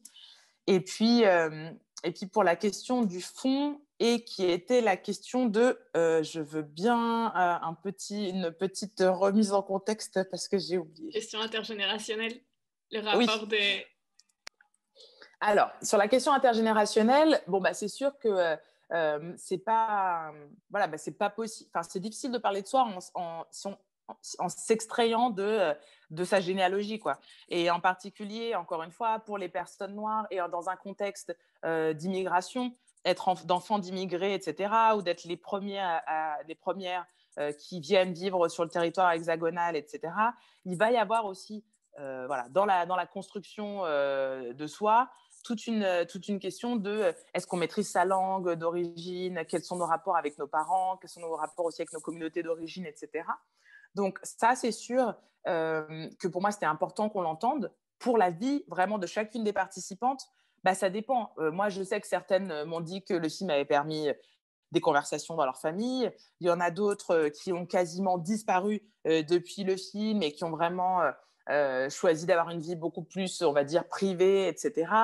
Il y a eu beaucoup aussi de changements personnels, mais je ne sais pas si c'est que le film. C'est-à-dire qu'il y a eu des ruptures, il y a eu des révélations d'orientation sexuelle, il y a eu plein de choses. Je pense que participer à un projet comme ça, c'est sûr que ça vient travailler les personnes qui y participent. Et donc, de fait, ça a plein de conséquences. Mais bon, je dirais que sur ces choses-là, c'est plutôt à elle de répondre. Je vais pas aussi je sais pas ce que j'ai le droit de dire ou pas sur les conséquences dans leur vie familiale et personnelle. Mais oui, il est évident que le film a brassé beaucoup de choses pour les participantes, pour moi et puis même pour toutes les personnes qui l'ont vu d'ailleurs, en particulier noires, quoi. Merci Amandine. Je vais faire un peu l'arbitre parce que je vois qu'il y a encore 3 questions. Il nous reste 7 minutes. Voilà. mais peut-être un peu Ok, plus long. je vais raccourcir mes réponses. C'est ça. Si jamais tu disposes jusqu'à E5, genre, ce serait super pour les personnes que tout le monde puisse justement aussi ouvrir la voie, n'est-ce pas? On ne peut pas couper le débat ici dans la discussion. Donc, il y a Vincent, Ariella et Sarah. Et peut-être vous pourriez poser votre question, les 3 questions en même temps. Et puis, comme ça, on peut les regrouper. Amandine répondra. Ça te va, Amandine? Ouais, non, ça dépend parce que si c'est des questions l'autre. compliquées, ouais, non, je préfère une après l'autre. Ok, bon, une après l'autre, puis questions courtes et réponses courtes. Voilà, je propose. Comme ça, tout le monde aura l'occasion de l'avoir posé. Voilà, merci. Donc, Vincent, Ariel, Sarah, dans l'ordre des petites mains bleues. Bonjour Amandine, merci beaucoup pour ce film. C'est la deuxième fois que je le vois. Je l'avais vu à la diffusion à l'UQAM il y a, je pense, 3 ans. J'ai essayé de faire ça court, mais ma question est d'ordre comme l'esthétique politique, en fait, comme effectivement documentaire de tête parlante. Puis je trouve que ça fonctionne très bien parce que j'avais l'impression de retrouver chacune des participantes un peu dans leur intimité après les avoir comme quittées il y a 3 ans. Fait qu'il y a quelque chose de très me permet d'entrer là-dedans. Puis ma question, elle est il y a 2 moments et demi, 2, 3 moments où on sort de ce cadre-là. La rencontre de Maman toutes égales, puis la scène du couple dans le café notamment. Puis je me demandais d'où venait le choix à ces moments-là précis de sortir de ce cadre-là, puis pourquoi ces moments précis-là plutôt que peut-être d'autres. Merci. Alors, l'idée d'avoir des séquences, on va dire, de respiration dans le film est venue assez rapidement parce qu'effectivement, dans un documentaire de tête parlante, il y avait une notion de fatigue du public avec ce flot de paroles ininterrompu. Donc, du coup, l'idée, c'était de trouver des moments de respiration dans le récit. Et donc, une des formes de respiration, c'est les cartons. Aussi parce qu'en particulier au cinéma, les cartons blancs, comme ça, il y a un côté où... et ça réveille un peu tout le monde si les gens étaient un peu en train de piquer du nez. Et en plus, ça crée une forme de petit suspense parce qu'on se demande ce que la personne va dire une fois qu'on a compris que le titre du carton, c'est une des choses qui va être dite après. Et puis, l'idée, c'était justement... bon, je pense qu'il y a quand même une chose dans ce film qui est que, n'étant pas sûre qu'il pourrait y en avoir d'autres, j'ai voulu mettre un petit peu tout ce que j'aimais et ce qui me plaisait au cas où ce soit la seule chose qui existe qui témoigne du passage et de ce qui se passait pour les femmes noires en 2014. Et donc, comme j'ai dit, il y a pas mal d'amis à moi qui sont artistes dans le film. Et donc, je voulais aussi montrer la liberté qu'on s'octroyait en tant que femmes noires artistes. Même si on nous laissait pas, on nous donnait pas les moyens ou on nous engageait pas pour être dans ce genre de projet. Donc, dans les respirations du film, il y a la performance de Loulou, qui est l'artiste burlesque.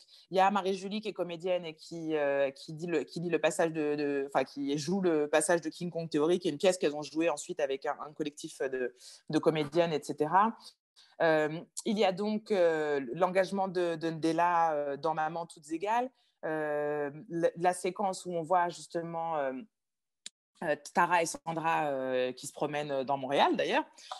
Et donc l'idée pour moi c'était toutes ces activités sont aussi nos façons de respirer. Pour moi la création c'est le moment où d'une certaine façon je m'émancipe de ma condition et de mon statut de femme noire, etc. Et donc de voir des femmes noires qui créent, des femmes noires qui luttent ou des femmes noires juste qui chillent dans Montréal en amoureuse. Pour moi c'était aussi... la respiration, c'était ça aussi. C'était de se dire, bien sûr, on peut être dans ces histoires qui brassent quand même beaucoup de traumas et de récits complexes et politiques, etc. Mais par moments, où est-ce qu'on va chercher l'énergie qui nous permet de continuer? Et c'est vrai que comme moi, je suis une artiste, la plupart des respirations sont artistiques, mais bon, je suis aussi une militante, donc il y a aussi de l'activisme. Et puis, après, peut-être je suis aussi fleur bleue, alors j'avais aussi envie de montrer les amoureuses qui se promènent. Mais en tout cas, l'idée, c'était, comment est-ce qu'on peut respirer dans ce récit et que ça soit un miroir de comment les femmes noires respirent ou trouvent de la force. Voilà. Merci beaucoup. Merci, Amandine. C'était plus court, là. Hein? Oui. Je vais donner la parole à Ariella. Bonjour, d'abord, vous m'entendez, non? Oui. D'abord, je veux vous remercier, Madame Amandine. Et une question très, très courte. En étant d'accord que la société, à travers ses institutions, a la responsabilité d'enrayer le racisme systémique, eh bien, au niveau institutionnel éducatif, pouvez-vous nous donner votre opinion en ce qui concerne la manière d'agir concrètement en vue d'améliorer la situation, si on peut espérer à ça? Alors, moi, quand j'étais à l'UQAM, par exemple, j'ai fait partie d'un comité d'étudiants qui a lancé un projet d'étude des syllabus qui était distribué dans le cursus de sociologie à l'UQAM pour justement montrer que déjà, dès la construction des syllabus, il y avait un souci sur la surreprésentation d'hommes blancs morts. Alors, bien sûr, on ne l'a pas présenté comme ça parce que c'était déjà pas facile d'avoir cette conversation au sein du département de sociologie. Mais l'idée étant qu'on a vraiment mené une étude avec plusieurs étudiants à la maîtrise et au doctorat pour montrer que déjà, ne serait-ce que dans ce qui était proposé aux élèves, il y avait une orientation, ne serait-ce que dans ce qui était proposé comme tronc commun. Moi, par exemple, en dépit du fait que j'avais déjà une maîtrise, j'ai été forcée de prendre des cours de première année au baccalauréat pour l'équivalence avec mon diplôme français. Et donc, justement, il y avait en proposition, il y avait Durkheim, il y avait que des hommes blancs morts, quoi. Enfin, je veux dire, la sociologie, c'est aussi du bois, c'est aussi, il y a plein de, même si on va vers les pères fondateurs, eh bien, même les pères fondateurs ne sont pas tous blancs. Et donc, du coup, par exemple, ça commence déjà, ne serait-ce que par questionner qui sont nos références. Bon, là, c'est marrant parce que je suis en train d'écrire mon bouquin et alors, je suis pile dans la partie de mon introduction où je parle des politiques de la citation, qui est un sujet que j'ai découvert chez Sarah Ahmed sur son blog Feminist Killjoy à l'époque. Et il y avait eu ensuite un compte Tumblr qui avait été créé qui s'appelait Citation Practices, puis c'est sur Tumblr. Et c'est l'endroit, moi, où j'ai découvert justement de mener cette réflexion. Qui est-ce qu'on cite? Qui est-ce qu'on devrait arrêter de citer? Est-ce que ma bibliographie est au moins mixte femme-homme déjà, et aussi mixte en termes raciaux, etc. Et par exemple, quand moi j'ai découvert ça, j'ai été voir mon mémoire de fin d'études à Sciences Po, j'avais fait un mémoire sur les questions coloniales, ma bibliographie était à 80% des hommes blancs. Voilà, j'avais 20 ans, je ne m'étais jamais posé ces questions, etc. Maintenant, il est évident que toutes mes bibliographies, c'est vraiment, je fais très attention à qui je cite et je vérifie que ce soit au moins paritaire. Et maintenant, je suis plutôt à l'inverse parce que c'est aussi un choix politique où je dirais que 80% des personnes que je cite ne sont pas des hommes blancs. Et donc, du coup, ça pour moi, c'est aussi déjà, voilà, ça commence ne serait-ce que sur le curriculum et les politiques de citation dans nos propres travaux universitaires. Ça passe aussi par, je pense, la formation. Là, l'année dernière, en fait, ou l'année d'avant, je ne sais plus, je suis un peu perdue dans les années, mais donc j'ai fait une tournée dans les universités américaines avec Ouvrir la Voie. Et comme par ailleurs, donc j'ai plein de... Parce que comme artiste, on n'est pas toujours sûr que ça marche. J'ai plein de jobs annexes. Et donc, un de mes jobs, c'est que je suis consultante en diversité. Donc, j'ai l'habitude d'animer des ateliers, etc., plutôt en entreprise, parce que c'est là que ça paye.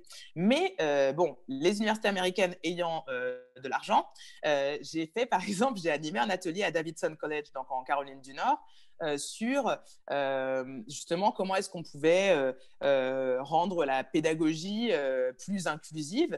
Et une des choses que j'aime bien faire dans ce genre d'atelier, et surtout quand je sais que c'est un espace qui va être majoritairement blanc, c'est que je fais faire le Privilege Walking Game. Donc, c'est un jeu, je ne sais pas si vous connaissez, mais en gros, vous distribuez des cartes à vos participants. Et donc, sur la carte, il y a écrit, je ne sais pas, vous êtes Martine, 42 ans, québécoise, blanche, mère célibataire. Après, vous avez, je ne sais pas moi, Yuri, Syrien. Voilà. Vous avez des cartes comme ça. Ou même, vous le faites sans les cartes, vous le faites à partir de vous. Et donc, je vous pose une série d'une 40aine de questions. Et donc, parmi les questions, il y a si vous avez été victime de violences dans l'enfance, faites un pas en arrière. Si vous avez grandi dans une famille de classe moyenne supérieure, faites un pas en avant. Si vous faites partie d'un groupe qui est victime de violences systémiques, institutionnelles en fonction de son identité, faites un pas en arrière. Je pose 40 questions et puis à la fin des 40 questions, on voit où tout le monde se trouve dans l'espace.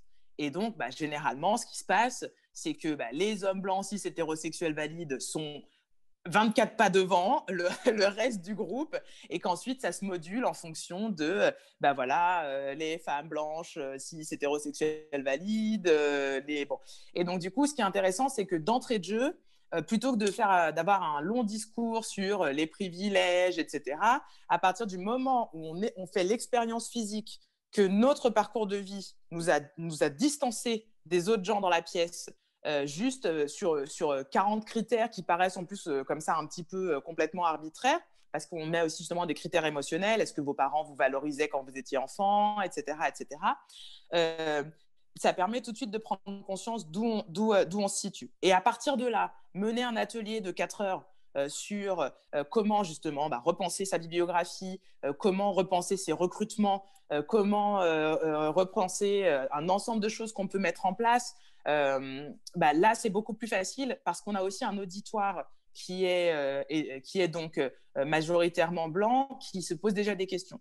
Et donc ça, c'est vrai que c'est une chose que j'aime bien faire et je le fais de différentes façons. Par exemple, si je suis en école de recherche graphique à Bruxelles, je sais qu'en fait, en termes numériques, il y a eu tellement de Belges qui sont partis au Congo qu'il est quasiment impossible qu'aujourd'hui, des personnes qui ont entre 15 et 25 ans, donc on va dire les étudiants d'université aujourd'hui en Belgique ont tous au moins un membre de leur famille qui a été colon au Congo.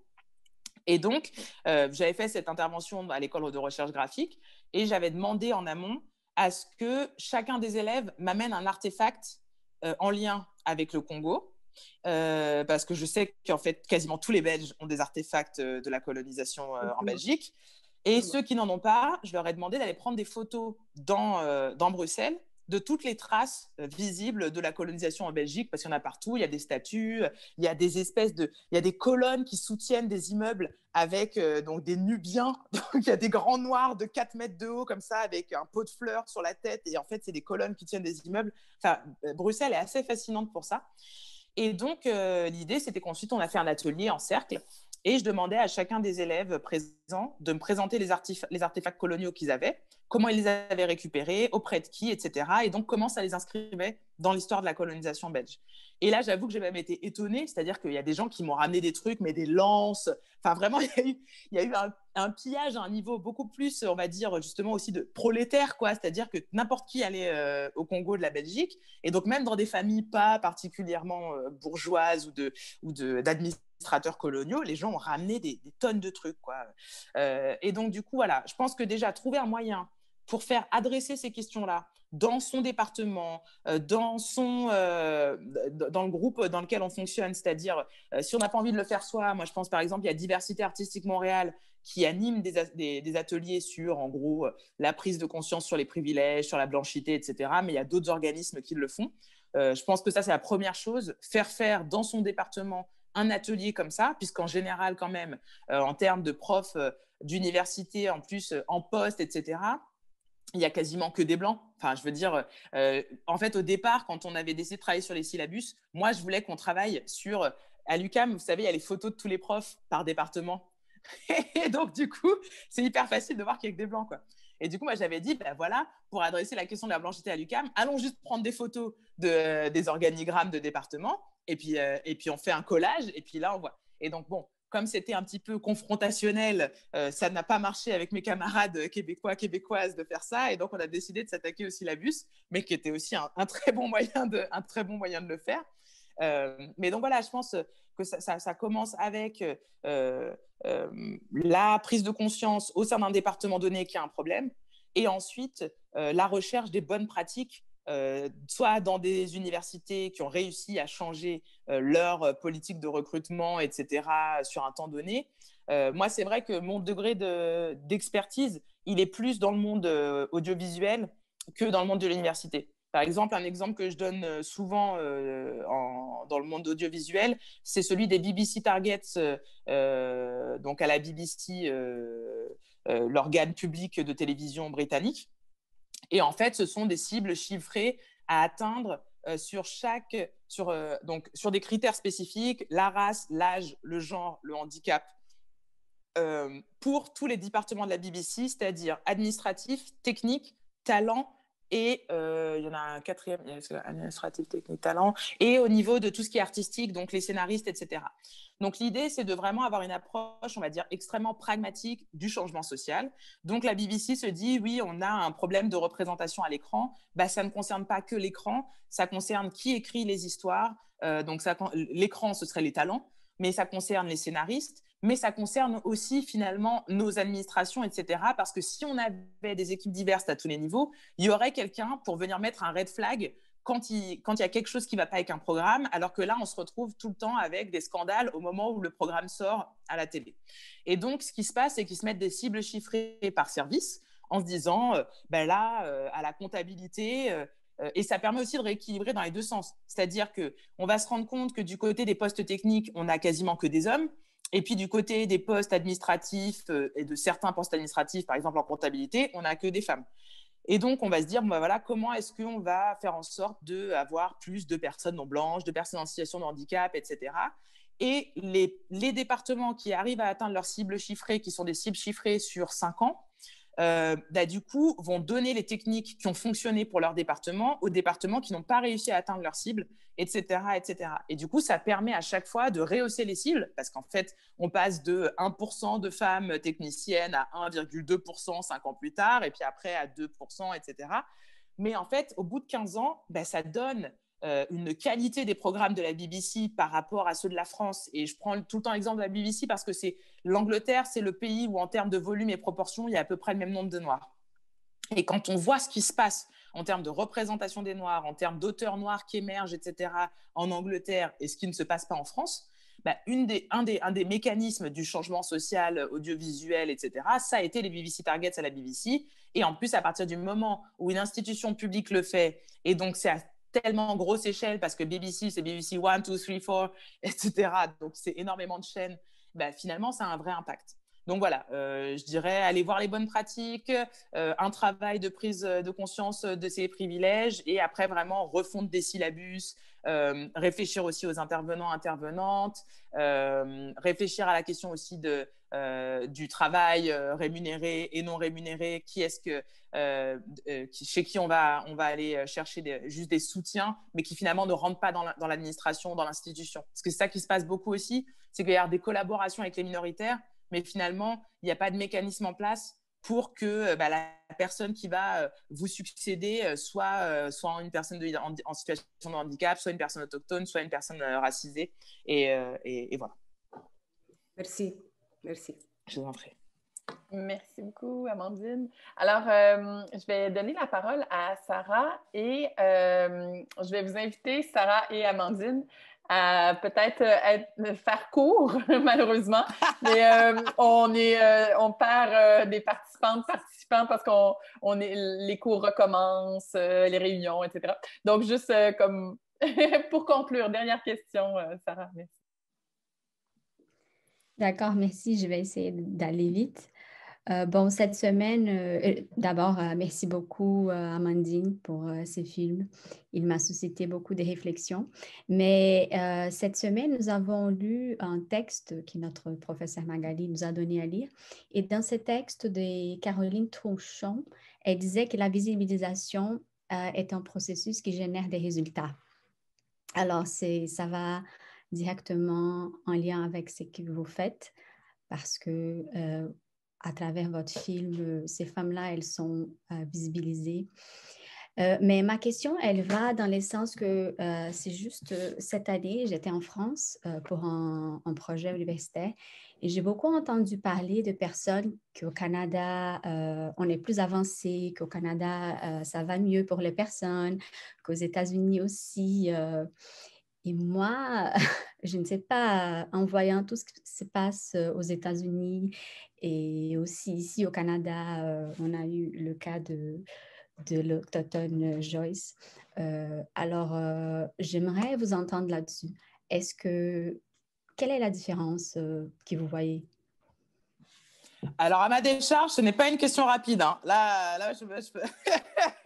Allez-y, j'annonce direct. Alors, une des choses que je dis souvent parce que c'est une question qu'on me pose beaucoup en France, mais qu'on me posait d'ailleurs au Québec, genre, est-ce que c'est vraiment mieux le Québec, etc. C'est qu'il y a 2 niveaux dans cette de réponse. Le premier niveau de réponse, il est individuel. Pour moi, en tant que femme noire française, qui ait une visibilité publique et qui est donc, on va dire, quand même une forme de pouvoir, en fait, pour moi, Amandine Gay, vivre au Québec, c'est super. Pour moi, c'est très bien. C'est-à-dire que ici, quand je suis au Québec, déjà, je suis plus française que je ne suis noire, parce que ce n'est pas comme si mon expérience était celle d'une enfant de taximan haïtien qui vit à Montréal-Nord. Ce ne serait pas la même chose. Mais moi, encore une fois, quand je me suis installée à Montréal, j'y vais sur le plateau, à côté de mes petits amis français du plateau. Et puis j'étais là avec tous mes privilèges de française et de, entre guillemets, personnalité. Donc, mon expérience n'est pas du tout à mettre sur le même plan que l'expérience des Noirs du Québec, parce qu'il y a ça aussi. Ça me permet aussi de faire l'exemple que je fais aussi très souvent, c'est qu'en France, on dit oui, mais alors, quand vous parlez de race, vous figez la question, etc. Et moi, j'explique toujours qu'au contraire, non, la racisation en particulier, c'est un processus, et c'est un processus qui dépend de l'espace où on se trouve. Moi, quand je suis en France, je suis noire. Et je suis une noire qui appartient à l'histoire esclavagiste et coloniale de la France, parce que ma mère de naissance est marocaine et mon père de naissance est martiniquais. Et moi, je me retrouve née sous X en France hexagonale, adoptée par des parents blancs dans une histoire qui est un pur miroir de la dépossession des communautés noires françaises et qui se retrouvent absorbées dans la blanchité, etc. Donc ça, c'est mon identité en France. Quand je vais déjà dans la Caraïbe française, quand je vais en Guadeloupe, en Martinique, je suis une négropolitaine. Je suis une noire, mais je suis une noire de la métropole. Je ne suis pas martiniquaise et je ne suis pas guadeloupéenne. Si je vais au Sénégal, alors là, je suis plus noire, je suis française. Et on va même, pour vraiment me fâcher, me dire « la blanche ». Parce que, en fait, là, moi, je suis une Européenne et en fait, je ne suis même pas noire, etc. Et si je vais au Québec, je suis française. Donc, du coup, la racisation, c'est ça. C'est qu'en fonction des espaces où je suis, je ne vais pas avoir le même statut. Et donc, mon statut de noir en France est équivalent au statut des noirs du Québec au Québec. Voilà. Mais mon statut de noir au Québec n'est pas du tout la même parce que je suis française, en fait. Donc ça, c'est la première chose. Et donc après, pour en venir au volet systémique, je pense qu'il y a 2 choses à voir, qui sont que les sociétés anglo-saxonnes et la société française sont très différentes en termes de perspective. Là, il y a Mam Fatou Niang, qui est une universitaire, qui a résumé ça très bien dans un tweet l'autre jour, qui disait, parce qu'en fait, il y a Léonora Miano qui était à la radio, et elle disait, en France, vous pouvez avoir un ami noir, vous pouvez même coucher avec des noirs, mais vous ne les voulez surtout pas comme vos collègues de bureau et encore moins dans des positions de pouvoir. Et donc, Mam Fatou Niang a repris ça en disant, voilà très bien résumé la différence entre le racisme anglo-saxon et le racisme français. Dans les pays anglo-saxons, c'est tu peux travailler avec moi et tu peux avoir une position de pouvoir, mais on ne couchera jamais ensemble. Et en France, c'est tu peux coucher avec moi et on peut être amis, mais tu n'auras jamais une position de pouvoir au travail. Et je trouve que c'est un assez bon résumé. C'est-à-dire que là où les choses sont très différentes, c'est-à-dire les Américains vont venir en France et vont être abasourdis par le nombre de couples mixtes, par le fait qu'effectivement, on peut être un groupe d'amis où il y aura 3 Noirs, 2 Arabes, un Asiatique, etc. Et ça va leur sembler une forme de mixité culturelle qui n'existe pas du tout aux États-Unis. Et c'est assez vrai. Mais à l'inverse, cette intimité de la relation entre les non-blancs et les blancs en France est aussi une résultante de la violence coloniale. Et donc, il peut y avoir beaucoup d'intimité entre les noirs et les blancs, mais à la fin de la journée, par exemple, chez Mediapart, qui a été, par exemple, alpagué lors de la première projection d'Ouvrir la Voie. Donc, moi, j'ai été soutenue par Mediapart pour la sortie en salle du film. Edoui Plenel est venu gratuitement pour présenter le film avec moi, etc., quand on a fait l'avant-première du film en France. Donc, Mediapart, très gros journal indépendant de gauche, etc. Depuis la création de Mediapart, il n'y a pas eu un seul journaliste noir en CDI. Edoui a grandi en Martinique. Et pendant la projection d'Ouvrir la voie en 2017, une personne dans la salle lui a dit « Monsieur Plenel, est-ce que je peux savoir pourquoi vous n'embauchez pas de Noirs chez Mediapart ?» On est en 2020, il n'y a toujours pas de personnes noires embauchées chez Mediapart, si ce n'est les personnes qui font le ménage. Ça, pour moi, c'est un très bon exemple de ce qui se passe en France. Et donc, là où il va y avoir un investissement, on va dire, émotionnel des minorités raciales sur les pays anglo-saxons, et là, je mettrais Angleterre, Canada, États-Unis, c'est qu'il y a un véritable pouvoir institutionnel pour les minorités raciales dans les pays anglo-saxons qui n'existe pas en France. Il n'y en a pas beaucoup, mais il y a des profs noirs à l'université. Il n'y en a pas beaucoup, mais il y a des noirs en politique. Il n'y en a pas beaucoup, mais il y a des noirs médecins et noirs avocats. Et surtout, il y a des premières générations d'enfants d'immigrés. Moi, j'ai plein d'amis noirs au Canada qui sont des filles de taximan, justement, haïtiens. Et elles sont profs d'université, mais genre tenured professor. En une génération, c'est fait. En France, quand vous êtes d'origine martiniquaise ou guadeloupéenne, vous êtes française depuis 4 générations contre votre gré. C'est en lien avec l'esclavage, mais vous êtes française et vous n'arrivez toujours pas à être professeur d'université. Vous n'arrivez toujours pas à être docteur, etc. Et la minute où vous mettez les pieds dans les pays anglo-saxons, puisqu'en plus, c'est le capitalisme réel, c'est-à-dire qu'en France, on a aussi quelque chose d'assez biaisé, c'est-à-dire qu'il y a énormément d'aides sociales, et il y a un capitalisme plus social, mais du coup, ce n'est pas l'argent qui prime. Bien sûr qu'il y a du racisme dans les pays anglo-saxons, mais ce qui prime, c'est l'argent. Et donc, si vous êtes très bon ou très bonne quand vous êtes une personne racisée, vous allez arriver à faire carrière. En France, ce qui prime, c'est l'idéologie. Et donc, si vous êtes très bon ou très bonne et que vous êtes une personne racisée, vous n'allez pas faire carrière si vous tenez les mauvais propos, si même vous ne pourrez pas, à un moment donné, vous ne pouvez pas devenir blanche. Et donc, c'est là où il y a un discours qui se développe chez les non-blancs en France, on va dire, d'idolâtrerie, entre guillemets, des pays anglo-saxons, parce qu'on est tellement frustrés dans nos capacités. Et maintenant qu'il y a eu des programmes comme Erasmus, etc., et que donc on a goûté aux pays anglo-saxons, on a goûté, moi j'ai fait cette expérience-là. Avant le Canada, j'ai été en Australie pour faire mes études. Et moi, c'est en Australie que je suis devenue française. J'étais noire jusqu'à ce que j'aille en Australie, où d'un coup on me disait « Ah, la française, etc. » Mais c'est en Australie que j'ai découvert que je pouvais avoir des promotions.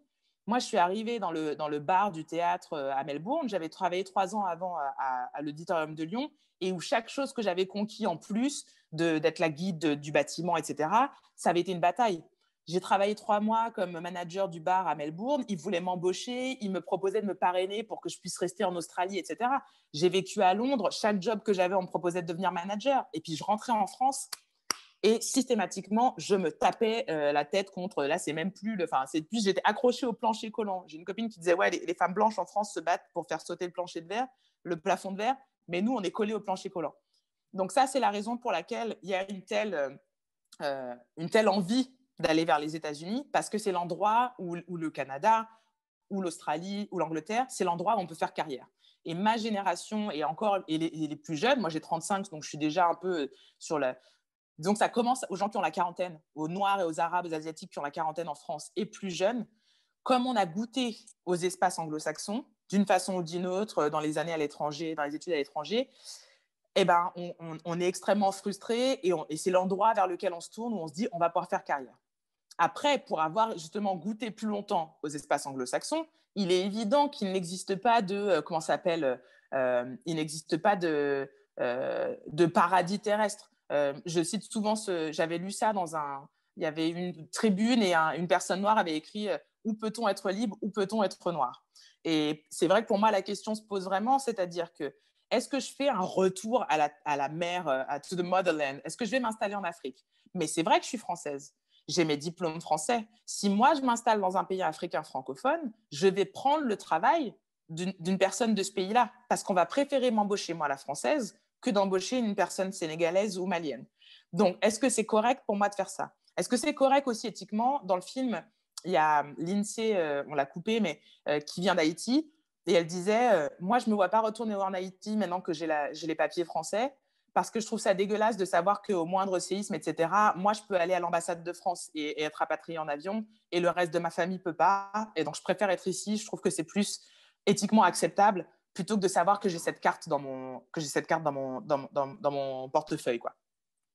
Et donc, la question se pose vraiment d'où est-ce qu'on peut aller. Et moi, j'avoue que je préfère aller dans un espace où je ne peux pas être la dominante, entre guillemets.